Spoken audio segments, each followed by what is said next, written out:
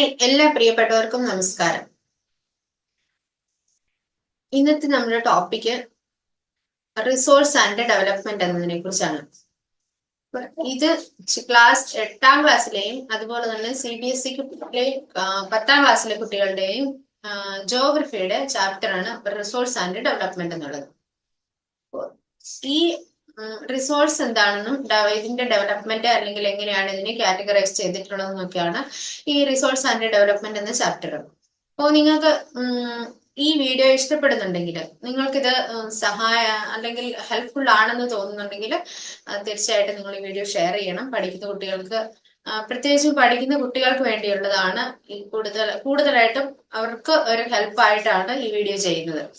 അപ്പോൾ തീർച്ചയായിട്ടും നിങ്ങൾക്കിത് നല്ലതായിട്ട് തോന്നിയാൽ ഷെയർ ചെയ്ത് മറ്റുള്ളവരിലേക്കും കൂടെ എന്നിട്ട് തീർച്ചയായിട്ടും നിങ്ങൾ ഹെൽപ്പ് ചെയ്യണം. അതുപോലെ ഈ ചാപ്റ്റർ റിസോഴ്സ് ആൻഡ് ഡെവലപ്മെന്റ് എന്നുള്ളതാണ്. അപ്പം ആദ്യം നമുക്ക് എന്താണ് റിസോഴ്സസ് എന്ന് നോക്കാം. നമ്മൾ റിസോഴ്സസ് എന്ന് പറയുമ്പോൾ മലയാളത്തിൽ അതിന്റെ മീനിങ് പറയുമ്പോൾ സ്രോതസ്സുകൾ എന്നാണ്. അപ്പോ ഈ ഭൂമിയില് നമുക്ക് ആവശ്യമുള്ള അല്ലെങ്കിൽ നമ്മുടെ ആവശ്യങ്ങളെ ഫുൾഫിൽ ചെയ്യാൻ സഹായിക്കുന്ന എന്തിനേയും നമുക്ക് സ്രോതസ് എന്ന് പറയാം. അതായത് നമ്മുടെ പലതരത്തിലുള്ള ആവശ്യങ്ങളുണ്ട്. നമ്മുടെ ആഹാരത്തിന്റെ ആവശ്യങ്ങളായിട്ടും അതുപോലെ വസ്ത്രത്തിന്റെയും പാർപ്പിടത്തിന്റെയും അങ്ങനെ നമ്മുടെ മറ്റു ആവശ്യങ്ങളുടെയും, അതായത് നമുക്ക് ഭൂമിയിൽ ആവശ്യമുള്ള അല്ലെങ്കിൽ നമുക്ക് ഭൂമിയിൽ എന്തൊക്കെ വസ്തുക്കൾ ആവശ്യമുണ്ടോ ആവശ്യങ്ങളെ ഫുൾഫിൽ ചെയ്യുന്ന എല്ലാത്തിനെയുമാണ് നമ്മൾ റിസോഴ്സസ് എന്ന് പറയുന്നത്, അല്ലെങ്കിൽ സ്രോതസ് എന്ന് പറയുന്നത്. അപ്പോൾ നമ്മുടെ ആവശ്യങ്ങൾ ഫുൾഫിൽ ചെയ്യാൻ വേണ്ടി, അല്ലെങ്കിൽ നമ്മുടെ ആവശ്യങ്ങളെ നമുക്ക് സാധിക്കുന്നതിന് വേണ്ടി, അല്ലെങ്കിൽ നമ്മുടെ ആവശ്യങ്ങളെ നമുക്ക് നിറവേറ്റിയെടുക്കുന്നതിന് വേണ്ടി ഈ ഭൂമിയിൽ തന്നെ, അതായത് പ്രകൃതിയിൽ നിന്ന് കിട്ടുന്ന എന്തിനേയും നമുക്ക് റിസോഴ്സ് എന്ന് പറയാം. അപ്പൊ ഈ റിസോഴ്സിന്റെ എന്തൊക്കെയാണ് നമ്മൾ ഈ ഭൂമിയിൽ നിന്ന് നമുക്ക് റിസോഴ്സസ് ആയിട്ട് കിട്ടുന്നത്, അല്ലെങ്കിൽ ഈ റിസോഴ്സസിനെ നമ്മൾ എങ്ങനെയാണ് തരംതിരിച്ച് നമ്മൾ ഇതിനെ കുറിച്ച് പഠിക്കുന്നതെന്നും അല്ലെങ്കിൽ നമുക്ക് മനസ്സിലാക്കുന്നത് എങ്ങനെയാണെന്ന് ഈ ചാപ്റ്റർ നമ്മളെ സഹായിക്കുന്നത്. ഇപ്പൊ ആദ്യം നമുക്ക് ഈ റിസോഴ്സസിനെ നമ്മൾ കാറ്റഗറൈസ് ചെയ്യുന്നത് അല്ലെ എങ്ങനെയാണ് തരംതിരിക്കുന്നത് നോക്കാം. അപ്പൊ നമുക്കറിയാം ഭൂമിയിൽ ഒരുപാട് റിസോഴ്സസുകൾ ഉണ്ട്. അതായത് നമുക്ക് ആവശ്യത്തിനുള്ള വസ്ത്രം, അതുപോലെ തന്നെ പാർപ്പിടം, ആഹാരം, ഇതെല്ലാം നമുക്ക് ഭൂമിയിൽ നിന്ന് തന്നെയാണ് കിട്ടുന്നത്. അപ്പോൾ ആഹാരത്തിന് വേണ്ടുന്ന വസ്തുക്കൾ എന്ന് പറയുമ്പോൾ പച്ചക്കറികളായിട്ടും പഴവർഗ്ഗങ്ങളായിട്ടും ധാന്യങ്ങളായിട്ടും എണ്ണയായിട്ടും അങ്ങനെ പല തരത്തിലുള്ള സാധനങ്ങൾ നമുക്ക് ഭൂമിയിൽ നിന്ന് ആവശ്യമുണ്ട്. അതുപോലെ തന്നെ വസ്ത്രത്തിന് നമ്മൾ ഉപയോഗിക്കുന്ന പലതരത്തിലുള്ള വസ്ത്രങ്ങൾ, കോട്ടൺ ആകട്ടെ, ലീനൻ ആകട്ടെ, അതുപോലെ വൂളൻ ക്ലോത്ത് ആവട്ടെ, ഇതെല്ലാം നമുക്ക് ഭൂമിയിൽ നിന്നും മൃഗങ്ങളിൽ നിന്നും അല്ലെങ്കിൽ ഈ ഭൂമിയിൽ നമ്മുടെ ഈ പരിസരത്തു നിന്ന് അല്ലെങ്കിൽ നമ്മുടെ എൻവയോൺമെന്റിൽ നിന്ന് തന്നെയാണ് നമുക്ക് ഇതൊക്കെ കിട്ടുന്നത്. അപ്പോ ഈ അതുപോലെ തന്നെ പിന്നെ നമുക്കറിയാം ഒരു വീടുണ്ടാക്കണമെങ്കിൽ പാർപ്പിടം. അപ്പൊ വീടുണ്ടാക്കാൻ ആവശ്യമായ എല്ലാ വസ്തുക്കളും, അത് കല്ലാവട്ടെ മണലാവട്ടെ, പിന്നെ സിമെന്റ് ആണെങ്കിലും സിമെന്റിന് ആവശ്യമുള്ള സാധനങ്ങൾ നമുക്ക് പ്രകൃതിയിൽ നിന്ന് തന്നെ കിട്ടുന്നു. നമ്മൾ അതിനെ സംസ്കരിച്ച് പല പ്രോസസ്സിലൂടെ കടത്തിവിട്ട് നമ്മൾ സിമെന്റ് ആക്കി മാറ്റുകയാണ് ചെയ്യുന്നത്. അതുപോലെ തന്നെ നമുക്ക് ആവശ്യമായ കമ്പി, സ്റ്റീല്, അപ്പൊ ഇങ്ങനെ എല്ലാ സാധനങ്ങളും നമുക്ക് കിട്ടുന്നത് ഭൂമിയിൽ നിന്നാണ്, അല്ലെങ്കിൽ നമ്മുടെ ചുറ്റുപാടുകളിൽ നിന്ന്, അല്ലെങ്കിൽ നമ്മുടെ എൻവയോൺമെന്റിൽ നിന്ന്, അതായത് പ്രകൃതിയിൽ നിന്നാണ് നമുക്ക് ഇതെല്ലാം തന്നെ കിട്ടുന്നതെന്ന് പറയാം. അപ്പൊ പ്രകൃതിയിൽ നിന്ന് കിട്ടുന്ന ഈ വസ്തുക്കളെ നമ്മുടെ ആവശ്യങ്ങൾ ഫുൾഫിൽ ചെയ്യാൻ വേണ്ടി, അല്ലെങ്കിൽ നമ്മുടെ നീഡിനെ നമുക്ക് ഫുൾഫിൽ ചെയ്യാൻ വേണ്ടി കിട്ടുന്ന എല്ലാ വസ്തുക്കളെയും നമുക്ക് റിസോഴ്സസ് എന്ന് പറയാം. അപ്പോ വാട്ട് ഈസ് റിസോഴ്സസ് എന്ന് ചോദിച്ചാൽ the things which help us to fulfil our need. നമ്മുടെ നീഡിനെ ഫുൾഫിൽ ചെയ്യാൻ വേണ്ടി കിട്ടുന്ന വസ്തുക്കളെയാണ് ശരിക്കും നമ്മൾ റിസോഴ്സസ് എന്ന് പറയുന്നത്. ഇനി ഈ റിസോഴ്സസ് നമുക്ക് എവിടെ നിന്നാണ് കിട്ടുന്നത് എന്നതിന്റെ അടിസ്ഥാനത്തിൽ നമ്മൾ ഇതിനെ ഓരോന്നിനെയും, അല്ലെങ്കിൽ ഇതിന്റെ ഓരോ റിസോഴ്സസിന്റെ സ്വഭാവം അനുസരിച്ചൊക്കെ നമ്മൾ ഇതിനെ പല ഗ്രൂപ്പുകളായിട്ടും അല്ലെങ്കിൽ പല കാറ്റഗറിയിലും തരംതിരിക്കുന്നുണ്ട്.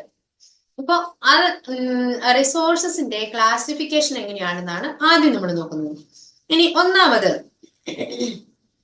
പല പല രീതികളിനനുസരിച്ചാണ് നമ്മൾ റിസോഴ്സസിനെ ക്ലാസിഫൈ ചെയ്തിരിക്കുന്നത്. ഒന്നാമത്തേത് on the basis of origin എന്നാണ്. On the basis of origin എന്ന് പറയുമ്പോൾ ഉത്ഭവത്തിന്റെ അടിസ്ഥാനത്തിൽ, അല്ലെങ്കിൽ നമുക്ക് ഇത് ലഭിക്കുന്നതിന്റെ അടിസ്ഥാനത്തിൽ, നമുക്ക് ഈ ഭൂമിയിൽ നിന്ന് കിട്ടുന്നതിന്റെ അടിസ്ഥാനത്തിൽ നമ്മൾ റിസോഴ്സസിനെ 2 കാറ്റഗറിയിൽ തിരിക്കുന്നുണ്ട്. അപ്പോൾ ഒന്നാമത്തേതാണ് on the basis of origin resources can be divided into 2 groups. They are biotic and abiotic resources. അപ്പൊ നമ്മൾ ചെറിയ ക്ലാസ്സുകളിൽ പഠിക്കുന്നുണ്ട് ശരിക്കും living things and non living things എന്ന്. അതാണ് ശരിക്കും ഈ ബയോട്ടിക് ആൻഡ് അബയോട്ടിക് റിസോഴ്സസ് കൊണ്ട് ഉദ്ദേശിക്കുന്നത്. ബയോട്ടിക് റിസോഴ്സസ് എന്നാൽ ജീവനുള്ളതെന്നും അബയോട്ടിക് റിസോഴ്സസ് എന്നാൽ ജീവനില്ലാത്തതെന്നും. അപ്പോ ഈ ബയോട്ടിക് റിസോഴ്സസ്, അപ്പോൾ on the basis of origin we can classify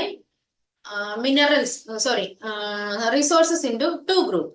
They are biotic and abiotic group.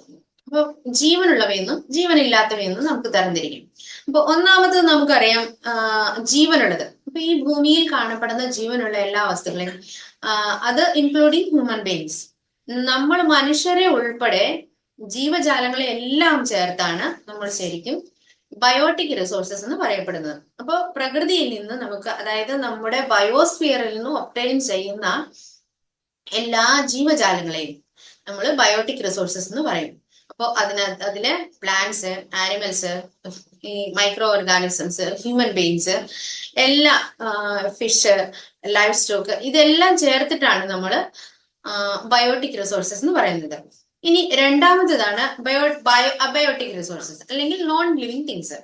Non living things എന്ന് പറയുമ്പോൾ നമുക്കറിയാം ജീവനില്ലാത്ത റിസോഴ്സസുകൾ. ജീവനില്ലാത്തതെന്ന് പറയുന്നത് ഇപ്പൊ വെള്ളമാവട്ടെ, വായുവായിട്ടും, അതുപോലെ തന്നെ നമ്മുടെ ഭൂമിയിൽ കാണപ്പെടുന്ന പർവ്വതങ്ങളോ, ലാൻഡ്, സോയിൽ, ഇങ്ങനെ എല്ലാം ചേർത്ത് ജീവനില്ലാത്ത എല്ലാത്തിനെയും നമുക്ക് അബയോട്ടിക് റിസോഴ്സസ് എന്ന് പറയാം. അപ്പോ നമുക്ക് അതില് ഭൂമിയിൽ നിന്ന് നമുക്ക് കിട്ടുന്ന മിനറൽസ്, റോക്സ്, എല്ലാം ഇതിനെയെല്ലാം ചേർത്തിട്ടാണ് നമ്മൾ ബയോട്ടിക് ആൻഡ് അബയോട്ടിക് റിസോഴ്സസ് എന്ന 2 ഗ്രൂപ്പായിട്ട് തരംതിരിക്കുന്നത്. ഇനി നെക്സ്റ്റ് രണ്ടാമത്തെ വേ ആണ്, അല്ലെങ്കിൽ ഈ റിസോഴ്സസിനെ തരംതിരിക്കാനുള്ള രണ്ടാമത്തെ മാർഗമാണ് on the basis of exhaustibility. On the basis of exhaustibility എന്ന് പറയുന്നത്, അതായത് ഈ ഭൂമിയിൽ കാണപ്പെടുന്ന റിസോഴ്സസ്, ഈ സ്രോതസ്സുകൾ തീർന്നു പോകുന്നതും, അതായത് നമ്മൾ ഉപയോഗിക്കുന്നതനുസരിച്ച് തീർന്നു പോകുന്നതും തീർന്നു പോകാത്തതും, അല്ലെങ്കിൽ ഈ ഭൂമിയിൽ നിന്ന് നമ്മുടെ ഉപഭോഗം അനുസരിച്ച് പിന്നീട് ഇത് കിട്ടാതെ വരുന്നതും. അതുകൊണ്ടാണ് നമ്മൾ അതിനെ റിന്യൂവബിൾ അല്ലെങ്കിൽ നോൺ റിന്യൂവബിൾ എന്ന് 2 രീതിയിൽ നമുക്ക് തിരിക്കാം. അതാണ് ഇച്ചിരൂടെയും സിമ്പിൾ ആയിട്ടുള്ളത്. അതായത് ഓൺ ദ ബേസിസ് ഓഫ് എക്സോസിബിലിറ്റി എന്ന് പറയുന്നതിനേക്കാൾ കൂടുതൽ എളുപ്പത്തിൽ നമുക്ക് പറയാം renewable resources and non renewable resources എന്നാണ്. ഇപ്പൊ റിന്യൂവബിൾ എന്ന് പറയുമ്പോൾ നമുക്കറിയാം എത്ര ഉപയോഗിക്കുന്നതെങ്കിലും നമുക്ക് വീണ്ടും വീണ്ടും ഉപയോഗിക്കാനായിട്ട് ഭൂമിയിൽ ലഭ്യമാകുന്ന റിസോഴ്സിനെയാണ് റിന്യൂവബിൾ എന്ന് പറയുന്നത്. ഇപ്പൊ ഉദാഹരണത്തിന് നമുക്കറിയാം വെള്ളം നമ്മൾ ഉപയോഗിക്കുന്ന അനുസരിച്ച് വെള്ളം തീർന്നു പോകുന്നില്ല. അതൊരു റീസൈക്ലിംഗ് പ്രോസസ്സിലൂടെ എപ്പോഴും വെള്ളം, അതായത് ഹൈഡ്രോളജിക്കൽ സൈക്കിളിലൂടെ നമുക്ക് ഭൂമിയിൽ എപ്പോഴും വെള്ളം അവൈലബിൾ ആണ്. ഇനി ഇതിനേക്കാളും നല്ല രീതിയിൽ നമുക്ക് എക്സാമ്പിൾ ആയിട്ട് പറയാം വിൻഡ് എനർജി, സോളാർ എനർജി. ഇതൊക്കെ എത്ര ഉപയോഗിച്ചാലും തീർന്നു പോകാത്ത എനർജി റിസോഴ്സസുകളാണ്. അപ്പൊ ഇതിനെ നമുക്ക് റിന്യൂവബിൾ റിസോഴ്സസ് എന്ന് പറയാം. ഇനി രണ്ടാമത്തെ കാറ്റഗറിയിലുള്ളതാണ് non renewable resources. Non renewable എന്ന് പറയുമ്പോൾ നമുക്ക് റിന്യൂ ചെയ്യാൻ പറ്റാത്തത്, അതായത് നമ്മൾ ഉപയോഗിക്കുന്നതനുസരിച്ച് തീർന്നു പോകുന്ന എനർജിയാണ് നോൺ റിന്യൂവബിൾ റിസോഴ്സസ്. ഉദാഹരണത്തിന് നമുക്കറിയാം നമ്മൾ ഉപയോഗിക്കുന്ന ഇന്ധനം, അതായത് പെട്രോള്, ഡീസല്, ഇതൊക്കെ നമുക്ക് ഭൂമിയിൽ നിന്ന് കിട്ടുന്നതാണ്. പക്ഷെ നമ്മൾ ഉപയോഗിക്കുന്നതനുസരിച്ച് ഈ റിസോഴ്സസുകൾ തീർന്നു പോകും. അതായത് ഇപ്പോഴത്തെ നമുക്കറിയാം നമ്മൾ ഇന്നത്തെ നമ്മുടെ തലമുറ ഫേസ് ചെയ്യുന്ന ഒരു പ്രോബ്ലമാണ് ഈ അതായത് ഫോസിൽ ഫ്യൂവൽസ്, പെട്രോളിയം ആയിട്ടും കൽക്കരി ആയിട്ടും ഒക്കെ ഉള്ള ഫോസിൽ ഫ്യൂവൽസ് ഇപ്പൊ നമ്മൾ ഉപയോഗിക്കുന്നതനുസരിച്ച് പോയാൽ ഇനി ഒരു 200 വർഷത്തിനുള്ളിൽ ഇത് ഭൂമിയിൽ നിന്ന് മൊത്തമായിട്ട് തീർന്നു പോകുമെന്നാണ് ഇന്ന് നമ്മൾ കാണുന്നത്. അപ്പൊ നമുക്കറിയാം ഭൂമിയിൽ നിന്ന് നിശേഷമായിട്ട് തീർന്നു പോകുന്ന, അതായത് ഇനി വീണ്ടും ഈ ഒരു പ്രോഡക്റ്റ് ഭൂമിയിൽ ഉണ്ടായി വരണമെങ്കിൽ പിന്നെ ദശലക്ഷക്കണക്കിന് വർഷങ്ങൾ സമയമെടുക്കും. അപ്പോ തീർന്നു പോകുന്ന അല്ലെങ്കിൽ ഉപയോഗിക്കുന്നതനുസരിച്ച് നമുക്ക് റിന്യൂ ചെയ്യാൻ പറ്റാത്ത റിസോഴ്സുകളെയാണ് നോൺ റിന്യൂവബിൾ റിസോഴ്സസ് എന്ന് പറയുന്നത്. അപ്പൊ നമ്മൾ ഉദാഹരണം കൂടി കണ്ടു കഴിഞ്ഞു. നമ്മുടെ ഭൂമിയിലെ മിനറൽസ്, അതുപോലെ തന്നെ ഫോസിൽ ഫ്യൂവൽസ്, ഇതൊക്കെ നമ്മൾ ഭൂമിയിൽ നിന്ന് എടുത്ത് ഉപയോഗിക്കുന്ന അനുസരിച്ച് തീർന്നു പോയിക്കൊണ്ടിരിക്കും. അപ്പൊ ഇതിനെയാണ് നോൺ റിന്യൂവബിൾ എന്ന് പറയുന്നത്. ഇനി മൂന്നാമത്തെ മാർഗം, ഈ റിസോഴ്സസിനെ തരംതിരിക്കുന്ന മൂന്നാമത്തെ വേ ആണ് on the basis of ownership. On the basis of ownership എന്ന് പറയുമ്പോൾ ഓണർഷിപ്പിന്റെ അടിസ്ഥാനത്തിൽ നമ്മൾ ഭൂമിയിലെ റിസോഴ്സസുകളെ പല കാറ്റഗറിയിൽ ഡിവൈഡ് ചെയ്യുന്നത്. അപ്പൊ അതിൽ ഒന്നാമത്തേതാണ് പ്രൈവറ്റ് ഓണർഷിപ്പ്. പ്രൈവറ്റ് ഓണർഷിപ്പ് എന്ന് പറയുമ്പോൾ ഇപ്പോ ഒരു അല്ലെങ്കിൽ ഇൻഡിവിജ്വൽ അല്ലെങ്കിൽ പ്രൈവറ്റ് ഓണർഷിപ്പ് എന്ന് പറയാം. നമുക്ക് വ്യക്തികളുടെ കീഴിലുള്ള പ്രോപ്പർട്ടി, അതുപോലെ തന്നെ ഈ റിസോഴ്സസുകൾ, ഇതിനെയെല്ലാം നമുക്ക് ഇൻഡിവിജ്വൽ റിസോഴ്സസ് എന്ന് പറയാം. ഇപ്പൊ ഇൻഡിവിജ്വൽ എന്ന് പറയുമ്പോൾ നമുക്കറിയാം ഓരോ രാജ്യത്തിന്റെയും ലാൻഡായിട്ടും ലൈഫ് സ്റ്റോക്ക് ആയിട്ടും, അതായത് ഓരോ വ്യക്തികളുടെ സമ്പാദ്യമാണ്, അല്ലെങ്കിൽ വ്യക്തികളുടെ കീഴിലാണ്. ഇപ്പൊ ഭൂമിയാണെങ്കിലും അതുപോലെ തന്നെ അവരുടെ വീടുകള്, കാറുകള്, അല്ലെങ്കിൽ അവരുപയോഗിക്കുന്ന വസ്തുക്കള്, ഇതൊക്കെ ഓരോ വ്യക്തികളുടെയും സ്വന്തമായിട്ട് നമ്മൾ കണക്കാക്കാറുണ്ട്. അപ്പൊ അതിന് ഇൻഡിവിജ്വൽ റിസോഴ്സസ് എന്ന് പറയാം.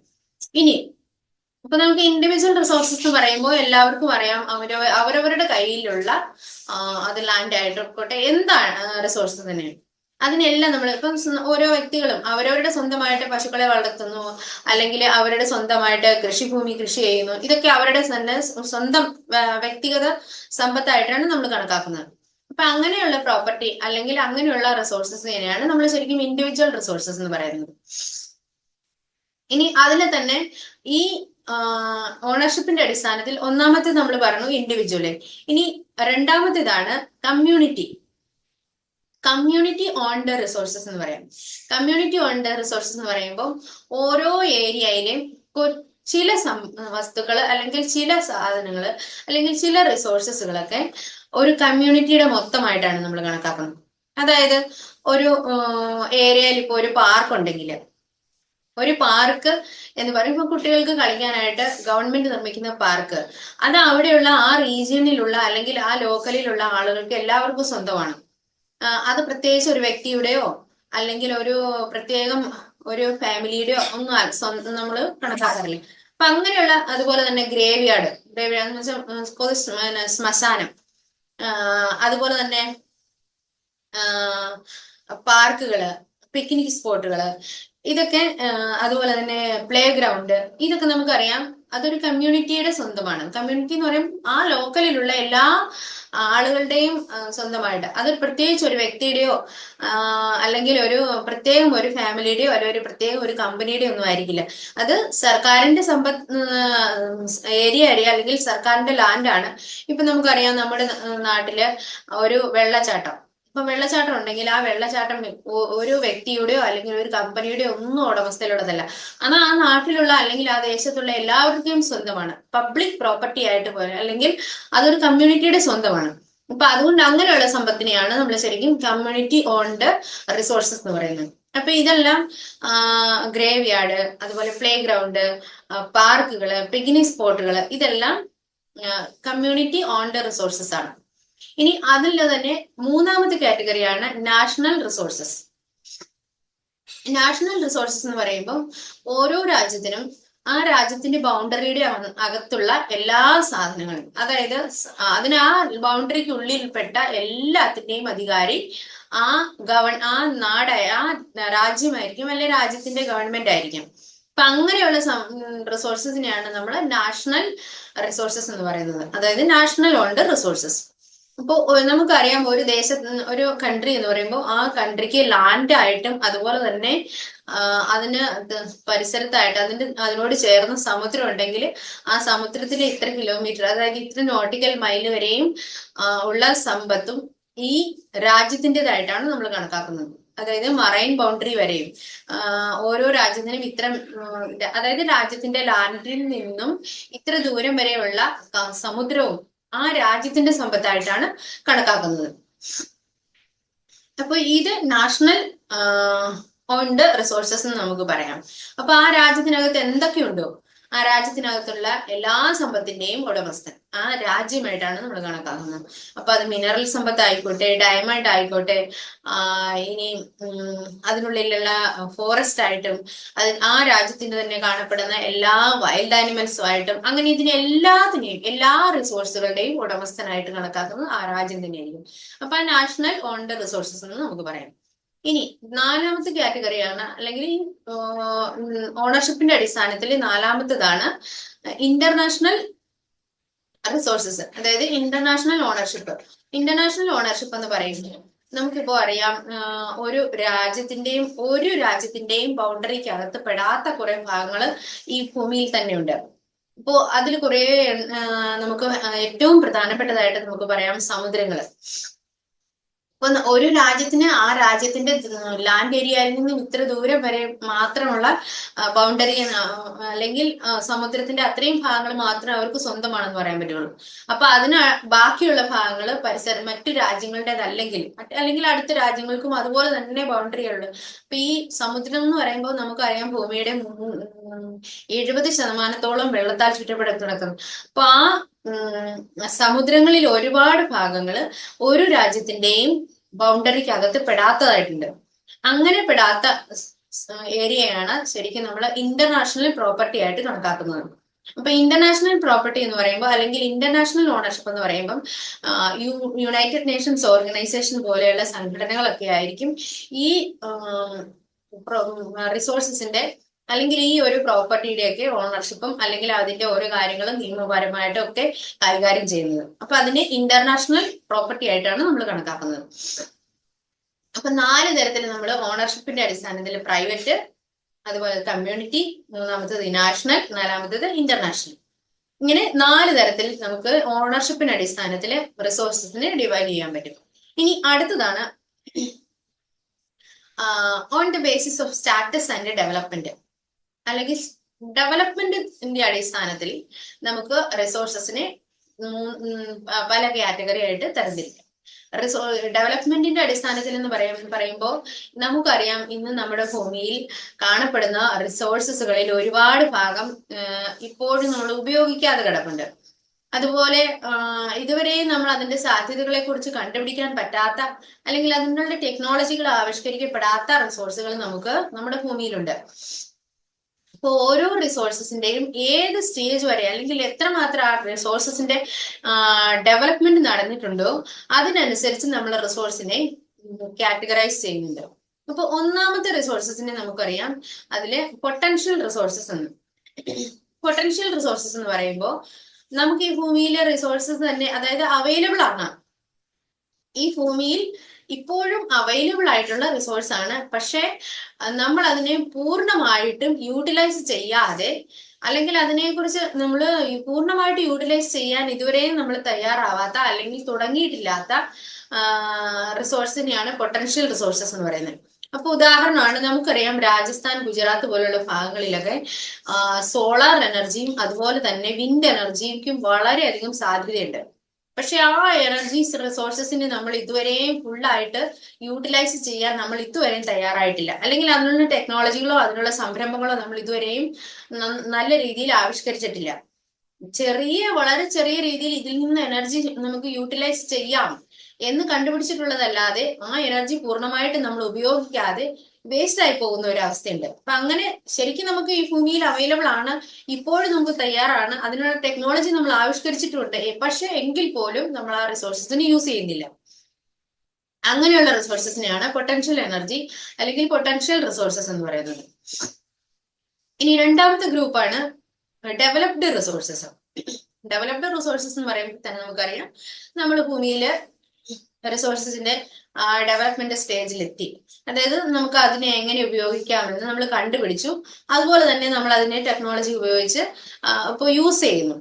ആ ഒരു സ്റ്റേജിലുള്ള അല്ലെങ്കിൽ അങ്ങനെയുള്ള റിസോഴ്സസിനെയാണ് ഡെവലപ്ഡ് റിസോഴ്സസ്. അതായത് നമുക്കറിയാം ആ റിസോഴ്സ് എങ്ങനെ ഉപയോഗിക്കണം എന്നും അത് നമ്മളിപ്പോൾ ഉപയോഗിച്ചുകൊണ്ടിരിക്കുകയും ചെയ്യുന്ന റിസോഴ്സസിനെയാണ് ഡെവലപ്ഡ് റിസോഴ്സസ് എന്ന് പറയുന്നത്. ഇനി മൂന്നാമത്തെ കാറ്റഗറിയിലുള്ളതാണ് സ്റ്റോക്ക്.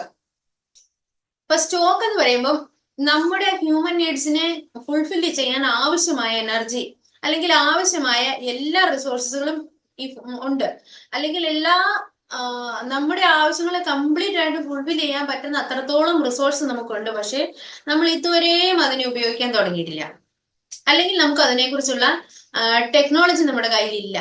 അത്തരം റിസോഴ്സസുകളാണ് സ്റ്റോക്ക് എന്ന് പറയുന്നത്. ഒരുപക്ഷെ ഭാവിയിൽ നമ്മൾ ഇതിനെ ടെക്നോളജികൾ ആവിഷ്കരിക്കപ്പെടാം, അപ്പോൾ നമുക്ക് ഇതിനെ യൂസ് ചെയ്യാൻ പറ്റും. പക്ഷെ ഇപ്പോ ഈ റിസോഴ്സ് ഭൂമിയിൽ അവൈലബിൾ ആണ്, പക്ഷെ നമുക്ക് അതിനെ എങ്ങനെ ഉപയോഗിക്കണമെന്ന് അറിയത്തില്ലാത്ത അത്തരം റിസോഴ്സസുകളെയാണ് നമ്മൾ സ്റ്റോക്ക് എന്ന് പറയുന്നത്. ഉദാഹരണം, നമ്മുടെ അറ്റ്മോസ്ഫിയറിൽ ഹൈഡ്രജൻ നല്ല റിച്ച് സോഴ്സ് ഓഫ് എനർജിയാണ്. പക്ഷെ ഇതുവരെയും നമുക്ക് ഈ ഹൈഡ്രജനെ നമുക്ക് എനർജി റിസോഴ്സസ് ആയിട്ട് യൂസ് ചെയ്യാൻ നമ്മൾ ഇതുവരെ ടെക്നോളജികൾ ആവിഷ്കരിച്ചിട്ടില്ല. നമ്മൾ ഹൈഡ്രജൻ ബോംബൊക്കെ ഉണ്ട്, പക്ഷെ അത് ഒരു എനർജി ആയിട്ട് നമുക്ക് നോർമൽ ആയിട്ട് യൂസ് ചെയ്യാൻ പാകത്തിന് നമ്മളിതിനെ എങ്ങനെ ഡെവലപ്പ് ചെയ്തെടുക്കാം എന്ന് നമുക്ക് ഇതുവരെയും ടെക്നോളജികൾ അതിനുള്ളത് നമ്മുടെ കയ്യിലില്ല. അപ്പൊ നമ്മൾ ഇനി ഭാവിയിൽ അത് ആവാം, അപ്പൊ അത് ഭാവിയിൽ ഉപയോഗപ്പെടാം. പക്ഷെ ഇപ്പൊ നമുക്ക് അതിനെക്കുറിച്ച് ടെക്നോളജികൾ അറിയത്തില്ലാത്ത റിസോഴ്സസിനെയാണ് ശരിക്കും നമ്മൾ സ്റ്റോക്ക് എന്ന് പറയുന്നത്. ഇനി അടുത്ത കാറ്റഗറിയിൽ പെട്ടതാണ് റിസർവ്. നമ്മൾ 4 തരത്തിലുള്ള റിസർവ് അല്ലെങ്കിൽ റിസോഴ്സസുകളാണ് on the basis of development of resources എന്ന് പറയുമ്പോൾ. അപ്പൊ റിസോഴ്സസിന്റെ ഡെവലപ്മെന്റ് അനുസരിച്ച് 4ാമത്തെ കാറ്റഗറിയിലുള്ളതാണ് റിസർവ്. റിസർവ് എന്ന് പറയുമ്പോൾ നമുക്ക് ഭൂമിയിൽ അവൈലബിൾ ആയിട്ടുള്ള റിസോഴ്സസ് ആണ്. അവൈലബിൾ ആയിട്ടുള്ള റിസോഴ്സസ് ആണ്. നമുക്ക് കുറച്ചൊക്കെ ടെക്നോളജികളും അറിയാം, എങ്കിലും നമ്മൾ അത് ഫുള്ളായിട്ടും യൂട്ടിലൈസ് ചെയ്യാതെ കിടക്കുന്നു. അപ്പൊ നമുക്കത് ഭാവിയിലേക്ക് വേണ്ടി ഇനിയും യൂട്ടിലൈസ് ചെയ്യാം, അല്ലെങ്കിൽ നമുക്ക് ആവശ്യത്തിന് ഉപയോഗിക്കാം എന്ന് തരത്തിലുള്ള റിസോഴ്സസുകളാണ് റിസർവ് എന്ന് പറയുന്നത്. നമ്മളിത് റിസർവ് ചെയ്ത് വെക്കാൻ പാകത്തിലാണ്. അതായത് അത്തരത്തിലുള്ള റിസോഴ്സസിലെ ഏറ്റവും നല്ല എക്സാമ്പിൾ ആണ് ഫോറസ്റ്റ്. ഇപ്പൊ ഫോറസ്റ്റ് എന്ന് പറയുന്നത് നമുക്ക് അതായത് നമ്മൾ ഫുള്ളായിട്ടും യൂട്ടിലൈസ് ചെയ്ത് അല്ലെങ്കിൽ യൂസ് ചെയ്ത് കംപ്ലീറ്റ് അത് തീർക്കാൻ സാധിക്കാതെ ഭാവിയിലേക്ക് വേണ്ടി നമുക്കത് സൂക്ഷിച്ചു വെച്ചേ പറ്റൂ. ഇപ്പൊ അത്തരത്തിലുള്ള, അതായത് നമ്മുടെ ഭൂമിയുടെ നിലനിൽപ്പിന് തന്നെ നമുക്ക് ആവശ്യമാണ് ഫോറസ്റ്റുകളൊക്കെ കൺസർവ് ചെയ്ത് വെക്കേണ്ടതാണ്. അപ്പൊ അത്തരത്തിൽ നമ്മൾ കൺസർവ് ചെയ്ത് വെക്കുകയും ചെയ്യണം, എന്നാൽ നമ്മുടെ ആവശ്യത്തിന് ഉപയോഗിക്കുകയും ചെയ്യുന്ന തരത്തിലുള്ള റിസോഴ്സ് ആണ് ശരിക്കും നമ്മൾ റിസർവ് എന്ന് പറയുന്നത്. അപ്പൊ അതിന് ഏറ്റവും നല്ല ബെറ്റർ ആയിട്ടുള്ള എക്സാമ്പിൾ ആണ് ഫോറസ്റ്റ്. അതുപോലെ ഡാം. ഇപ്പൊ നമുക്കറിയാം ഡാമുകൾ നമ്മുടെ ഭൂമിയിൽ തന്നെ നമ്മുടെ ആവശ്യങ്ങൾക്ക് വേണ്ടി ഡാമുകൾ ഉപയോഗിച്ചേ പറ്റുള്ളൂ. അപ്പോൾ ഡാമുകൾ ഉപയോഗിക്കുകയും വേണം എന്ന് കരുതി നദികളിൽ ഒരുപാട് ഡാം കെട്ടിയിട്ട് നമുക്ക് നദിയുടെ ഒഴുക്കിനെ തന്നെ തടസ്സപ്പെടുത്തി അല്ലെങ്കിൽ നമ്മുടെ ആവശ്യങ്ങൾക്ക് വേണ്ടി മാത്രം അതിനെ ഓവറായിട്ട് എക്സ്പ്ലോയിറ്റ് ചെയ്യാൻ പറ്റത്തില്ല. അപ്പൊ നമുക്ക് ആവശ്യങ്ങൾക്ക് വേണ്ടി നമ്മുടെ അത്യാവശ്യത്തിനനുസരിച്ച് നമുക്ക് ഉപയോഗിക്കുകയും ചെയ്യാം, അതോടൊപ്പം നമ്മൾ ഭാവിയിലേക്ക് സൂക്ഷിച്ചു വെക്കുകയും ചെയ്യേണ്ട തരത്തിലുള്ള റിസോഴ്സസുകളാണ് നമ്മൾ ശരിക്കും റിസർവ് എന്ന് പറയുന്നത്. അപ്പൊ അത്തരത്തിലുള്ള റിസർവ് ആയിട്ടുള്ള റിസോഴ്സുകൾ. അപ്പോൾ ഡെവലപ്മെന്റിന്റെ അടിസ്ഥാനത്തിൽ നമ്മൾ 4ആയിട്ട് റിസോഴ്സസിനെ തിരിക്കുന്നുണ്ട്. ഒന്നാമത്തേത് പൊട്ടൻഷ്യൽ റിസോഴ്സസ്, രണ്ടാമത്തേത് ഡെവലപ്ഡ്, അതുപോലെ മൂന്നാമത്തെ സ്റ്റോക്ക്, 4ാമത്തേത് റിസർവ്. ഇനി ഇങ്ങനെ 4 കാറ്റഗറി അല്ലെ 4 തരത്തിലാണ് നമ്മൾ ശരിക്കും റിസോഴ്സസിനെ ഡിവൈഡ് ചെയ്യുന്നത്. On the basis of origin, അതായത് ഒറിജിന്റെ അടിസ്ഥാനത്തിൽ നമ്മൾ റിസോഴ്സസിനെ 2 കാറ്റഗറിയിൽ തിരിക്കുന്നു, ബയോട്ടിക് എന്നും അബയോട്ടിക് എന്നും. ഇനി on the basis of എക്സോസ്റ്റബിലിറ്റി.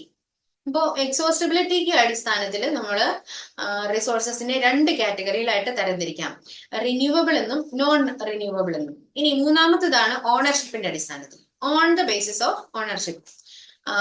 Individual resources, community owned resources, national owned resources and international owned resources. അപ്പൊ ഇങ്ങനെ 4 കാറ്റഗറിയിൽ നമ്മൾ ഓണർഷിപ്പിന്റെ അടിസ്ഥാനത്തിൽ നമുക്ക് റിസോഴ്സസിനെ ഡിവൈഡ് ചെയ്യാൻ പറ്റും. ഇനി 4ാമത്തേതാണ് റിസോഴ്സസിന്റെ ഡെവലപ്മെന്റ് അനുസരിച്ച്. ഇപ്പൊ ഓരോ റിസോഴ്സസ് എന്ന് പറയുന്നത് എത്രമാത്രം ഡെവലപ്ഡ് ആയിട്ടുണ്ട് എന്നതിന്റെ അടിസ്ഥാനത്തിൽ നമ്മൾ റിസോഴ്സസിനെ ഡിവൈഡ് ചെയ്യുന്നുണ്ട്. അപ്പൊ അങ്ങനെ ഡിവൈഡ് ചെയ്യുന്നതാണ് പൊട്ടൻഷ്യൽ റിസോഴ്സസ്, അതുപോലെ ഡെവലപ്ഡ് റിസോഴ്സസ്, സ്റ്റോക്ക്, റിസർവ്. ഇങ്ങനെ 4ആയിട്ട് നമ്മൾ റിസോഴ്സസിനെ ഡെവലപ്മെന്റിന്റെ അടിസ്ഥാനത്തിൽ തരംതിരിക്കാം. ഇത്രയുമാണ് ഈ കാറ്റഗറൈസേഷൻ അല്ലെങ്കിൽ ക്ലാസിഫിക്കേഷൻ ഓഫ് റിസോഴ്സസ് എന്നത്. ഇനി നെക്സ്റ്റ് ടോപ്പിക് ആണ് റിസോഴ്സ് പ്ലാനിങ് എന്നത്. ഇപ്പോൾ റിസോഴ്സ് പ്ലാനിങ് ഇന്ത്യ അല്ലെങ്കിൽ ഒരു റിസോഴ്സ് എന്ന് പറയുന്നത് നമ്മൾ അതിനെ എങ്ങനെയാണ് പ്ലാൻ ചെയ്യുന്നത്, അതിനെ നമ്മൾ എങ്ങനെയാണ് നമുക്ക് ഉപയോഗിക്കാൻ പറ്റുമോ ഇല്ലയോ എന്ന് കണ്ടുപിടിക്കുന്നത്. അപ്പൊ ഈ റിസോഴ്സസ് പ്ലാനിങ് ഇൻ ഇന്ത്യ എന്ന് പറയുമ്പോൾ അതിൽ 3 സ്റ്റേജുകളാണുള്ളത്. ഒന്നാമത്തത് ഐഡന്റിഫിക്കേഷൻ. അപ്പൊ നമ്മൾ ഇന്ത്യയിലും നമ്മുടെ രാജ്യമായ ഇന്ത്യയിലെ റിസോഴ്സസുകളെ കുറിച്ച് നോക്കുമ്പോൾ ഒരു ഇന്ത്യയുടെ റിസോഴ്സസ്, അപ്പൊ ഇന്ത്യ ആദ്യം ചെയ്യുന്നത് ഏതെങ്കിലും ഒരു റിസോഴ്സ് ഐഡന്റിഫൈ ചെയ്ത് കഴിഞ്ഞാൽ, നമുക്കറിയാം ഏതെങ്കിലും ഒരു പ്രത്യേക തരത്തിലുള്ള റിസോഴ്സുകൾ എവിടെയെങ്കിലും കണ്ടുപിടിക്കപ്പെട്ടാല്, അപ്പൊ ആദ്യം കൺട്രി ചെയ്യുന്നത് ആ റിസോഴ്സസിന്റെ ക്വാളിറ്റി എത്രമാത്രം ഉണ്ടെന്നും അതിന്റെ ക്വാണ്ടിറ്റി എത്രയുണ്ടെന്നും, അതായത് ക്വാളിറ്റി എന്ന് പറഞ്ഞാൽ അത് ഏത് തരത്തിൽ നമുക്ക് ഉപയോഗിക്കാൻ സാധിക്കുമെന്നും, അപ്പോൾ അത് എത്ര നാളത്തേക്ക് അല്ലെങ്കിൽ അത് എത്ര നാളത്തേക്ക് നമുക്ക് ഉപയോഗിക്കാൻ സാധിക്കുമെന്ന ഒരു എസ്റ്റിമേറ്റ് തയ്യാറാക്കുകയാണ് ആദ്യം ചെയ്യുന്നത്. അതായത് ആദ്യം നമ്മൾ ചെയ്യുന്നത് ഐഡന്റിഫിക്കേഷൻ ആണ്. ഐഡന്റിഫിക്കേഷൻ എന്ന് പറയുമ്പോൾ ഒരു റിസോഴ്സ് നമ്മൾ കണ്ടുപിടിക്കുന്നു, അതിനുശേഷം ആ റിസോഴ്സ് കണ്ടുപിടിച്ചതിന് നമുക്കത് എത്ര നാൾ ഉപയോഗിക്കാൻ പറ്റും, അതിന്റെ ക്വാളിറ്റി എത്രയാണ്, അല്ലെ ഏത് ക്വാളിറ്റിയിലുള്ള റിസോഴ്സസ് ആണത്, ഇനി അതിനെ നമുക്ക് എത്ര നാൾ വരെ ഉപയോഗിക്കാൻ പറ്റും എന്നൊക്കെയുള്ള, അതായത് അതിന്റെ മാപ്പിംഗ്, സർവേ എന്നിങ്ങനെ. സർവേ എന്ന് പറയുമ്പോൾ നമുക്കത് എത്രമാത്രം ഉണ്ട്, ഈ റിസോഴ്സ് എത്രമാത്രം ഉണ്ടെന്നുള്ളതാണ്. ഇതെല്ലാം കണ്ടുപിടിക്കുന്നതാണ് അല്ലെങ്കിൽ ഇതെല്ലാം കാൽക്കുലേറ്റ് ചെയ്യുന്നതാണ് ഒന്നാമത്തെ സ്റ്റേജ്. അപ്പൊ റിസോഴ്സ് പ്ലാനിങ്ങിന്റെ ഒന്നാമത്തെ സ്റ്റേജ് ആണ് ഐഡന്റിഫിക്കേഷൻ, മാപ്പിംഗ്, സർവേയിങ് എന്നൊക്കെ നമുക്ക് പറയാം. ഇനി രണ്ടാമത്തെ സ്റ്റേജ് എന്ന് പറയുമ്പോൾ അതിന് വേണ്ടിയിട്ടുള്ള പ്രോപ്പർ ആയിട്ടുള്ള പ്ലാനുകൾ തയ്യാറാക്കുക എന്നുള്ളത്. അത് പ്രോപ്പർ ആയിട്ടുള്ള പ്ലാൻ തയ്യാറാക്കുക എന്ന് പറയുമ്പോൾ ഒരു റിസോഴ്സ് നമ്മൾ കണ്ടുപിടിച്ചു കഴിഞ്ഞാൽ അപ്പൊ ആ റിസോഴ്സിനെ നമുക്ക് ഏത് രീതിയിൽ ഉപയോഗിക്കാം, അല്ലെങ്കിൽ ആ റിസോഴ്സിനെ നമുക്ക് ഉപയോഗിക്കുന്നതിന് എത്രമാത്രം ചെലവുകൾ വരുമെന്നും അല്ലെങ്കിൽ അതിനെ എങ്ങനെ നമുക്ക് ഡെവലപ്പ് ചെയ്യാം എന്നൊക്കെയുള്ള പദ്ധതികൾ തയ്യാറാക്കുന്നത്, അതിനുള്ള പ്ലാനിങ് തയ്യാറാക്കുക എന്നുള്ളതാണ് രണ്ടാമത്തെ പ്രോസസ്സ് അല്ലെങ്കിൽ രണ്ടാമത്തെ സ്റ്റേജ്. ഇനി മൂന്നാമത്തെ സ്റ്റേജ് എന്ന് പറയുന്നത് നമുക്ക് ഓരോ റിസോഴ്സ് നമ്മൾ കണ്ടുപിടിച്ചു, അപ്പൊ അതിനെക്കുറിച്ചുള്ള അതിന് നമുക്ക് എങ്ങനെയെല്ലാം ഉപയോഗിക്കാം എന്നുള്ള ഒരു പ്ലാൻ നമ്മൾ തയ്യാറാക്കി. പക്ഷെ ഈ തയ്യാറാക്കിയ പ്ലാൻ അനുസരിച്ച് നമ്മുടെ ഇന്ത്യയുടെ ചെലവിനനുസരിച്ച് അല്ലെങ്കിൽ ഇന്ത്യയുടെ ഇതിനനുസരിച്ച് നമുക്ക് ഇതിനെ ചെയ്യാൻ സാധിക്കുമോ ഇല്ലയോ എന്നുള്ള ഒരു കണക്കുകൂട്ടൽ നടത്തുകയാണ്. അതായത് ഇന്ത്യയുടെ റിസോഴ്സ് പ്ലാനിങ്ങുമായിട്ട് ഇതിനെ ഒന്ന് കമ്പയർ ചെയ്ത് നോക്കും. അപ്പൊ ഇത്രയും നമ്മൾ ചെലവഴിച്ച് അല്ലെങ്കിൽ ഈ പ്ലാനിന് വേണ്ടി അല്ലെങ്കിൽ ഈ റിസോഴ്സസിന് വേണ്ടി നമുക്ക് ഇത്രയും തുക ചെലവഴിക്കാൻ സാധിക്കും എന്നും ആ തുക ചെലവഴിച്ചു കഴിഞ്ഞാൽ അത് നമ്മുടെ രാജ്യത്തിന്റെ പ്ലാനുമായിട്ട് ചേർന്ന് പോകുമോ ഇല്ലയോ എന്നൊന്ന് താരതമ്യപ്പെടുത്തി നോക്കും. ഇതിനെയാണ് മൂന്നാമത്തെ പ്ലാനിങ് എന്ന് പറയുന്നത്. അതായത് നമുക്കറിയാം ഇപ്പൊ നമ്മൾ റിസോഴ്സ് നമ്മൾ കണ്ടുപിടിച്ചു, പക്ഷെ നമ്മുടെ രാജ്യത്തിന്റെ വഹിക്കാവുന്നതിനേക്കാൾ കൂടുതൽ ചെലവാണ് അത് ആ ഒരു റിസോഴ്സിനെ നമ്മൾക്ക് നമ്മുടെ ഭൂമിയിൽ അല്ലെ നമ്മുടെ ആവശ്യങ്ങൾക്ക് വേണ്ടി ഇംപ്ലിമെന്റ് ചെയ്യുന്നതിൽ ചെലവാകുന്നതെങ്കിൽ നമ്മളത് ആ ഒരു പദ്ധതിയായിട്ട് മുമ്പോട്ട് പോവുക എന്ന് പറയുന്നത് പോസിബിൾ അല്ല. അപ്പൊ നമുക്ക് അതിന് ചെലവ് കുറഞ്ഞ പദ്ധതി, അതായത് നമ്മുടെ ഇൻകത്തിനനുസരിച്ച് അല്ലെങ്കിൽ നമ്മുടെ ആ ബഡ്ജറ്റിനനുസരിച്ച് നമുക്ക് ഈ പ്ലാൻ ഇംപ്ലിമെന്റ് ചെയ്യാൻ പറ്റുമോ ഇല്ലയോ എന്ന് ചെക്ക് ചെയ്യുന്നതാണ് മൂന്നാമത്തെ സ്റ്റേജ്. അപ്പൊ നമ്മൾ പറഞ്ഞു, ഒന്നാമത് ഐഡന്റിഫൈ ചെയ്യുന്നു, രണ്ടാമത് അതിനെക്കുറിച്ചൊരു പ്ലാൻ തയ്യാറാക്കണം, മൂന്നാമത് നമ്മുടെ ബഡ്ജറ്റുമായിട്ട് ഒത്തുപോകുമോ ഇല്ലയോ എന്ന് നമ്മൾ ആദ്യം ചെക്ക് ചെയ്യണം. അപ്പൊ ഈ 3 പദ്ധതികളും ഇതാണ് ശരിക്കും, ഈ 3 സ്റ്റേജുകളെയാണ് ശരിക്കും നമ്മൾ റിസോഴ്സ് പ്ലാനിങ് എന്ന് പറയുന്നത്. അപ്പൊ ഈ റിസോഴ്സ് പ്ലാനിങ് ഇനി അടുത്ത ടോപ്പിക്കാണ് റിസോഴ്സ് പ്ലാനിങ്ങിന് ശേഷം നമ്മുടെ ഇന്ത്യയിലെ റിസോഴ്സ്. ഇനി നമ്മുടെ ഇന്ത്യയിലെ ഏറ്റവും പ്രധാനപ്പെട്ട ഒരു റിസോഴ്സ് ആണ് നമുക്ക് ലാൻഡ് റിസോഴ്സസ് എന്ന് പറയുന്നത്. ലാൻഡ് റിസോഴ്സസ് എന്ന് പറയുമ്പോൾ നമ്മുടെ ഇന്ത്യയില് നമുക്ക് അവൈലബിൾ ആയിട്ടുള്ള ലാൻഡ്, അപ്പൊ നമുക്ക് ഇത് ഏതൊക്കെ കാറ്റഗറിയിൽ ഉപയോഗിക്കാമെന്നും നമ്മുടെ ഇന്ത്യയിൽ എത്രമാത്രം നമ്മൾ ഏതൊക്കെ തരത്തിലാണ് അതിനെ തരംതിരിക്കുന്നതെന്നുമാണ് നമ്മൾ നോക്കുന്നത്. ഈ ലാൻഡ് യൂട്ടിലൈസേഷൻ. അപ്പൊ ഈ ലാൻഡ് യൂട്ടിലൈസേഷൻ എന്ന് പറയുന്നത് കൊണ്ട് അല്ലെങ്കിൽ നമുക്ക് നമ്മുടെ ഇന്ത്യയിൽ അവൈലബിൾ ആയിട്ടുള്ള ലാൻഡിനെ നമ്മൾ പല കാറ്റഗറി ആയിട്ട് തിരിച്ചിട്ട് ഏതൊക്കെ തരത്തിലാണ് നമ്മൾ ഈ ലാൻഡിനെ യൂസ് ചെയ്യുന്നതെന്ന് നോക്കുന്നുണ്ട്. അപ്പൊ അതിനെയാണ് ശരിക്കും നമ്മൾ ലാൻഡ് യൂസ് പാറ്റേൺ എന്നാണ് അറിയപ്പെടുന്നത്. Land use pattern. അപ്പൊ ലാൻഡ് യൂസ് പാറ്റേൺ എന്ന് പറയുമ്പോൾ അതായത് നമുക്കറിയാം നമ്മുടെ നാട്ടിൽ അവൈലബിൾ ആയിട്ടുള്ള നമ്മുടെ ഭൂമിയില് ഒരുപാട് ഭൂമി നമ്മൾ കൃഷി ചെയ്യുന്നുണ്ട്. അതുപോലെ കുറെ ഭൂമിയൊക്കെ നമ്മൾ ഇൻഡസ്ട്രിക്കും അതുപോലെ റോഡുകൾക്കും ബിൽഡിങ്ങിനും ഒക്കെ ആയിട്ട് നമ്മൾ യൂസ് ചെയ്യുന്നുണ്ട്. അതുപോലെ തന്നെ കുറെ ഭാഗങ്ങളൊക്കെ ഒരു യൂസും ചെയ്യാൻ പറ്റാതെ വെറുതെ കിടക്കുന്ന ലാൻഡുകളുണ്ട്, അതായത് വേസ്റ്റ് ആയിട്ട് കിടക്കുന്നുണ്ട്. ഇനി പാളമായിട്ട് നമ്മൾ ചെയ്യുന്ന ലാൻഡുകളുണ്ട്.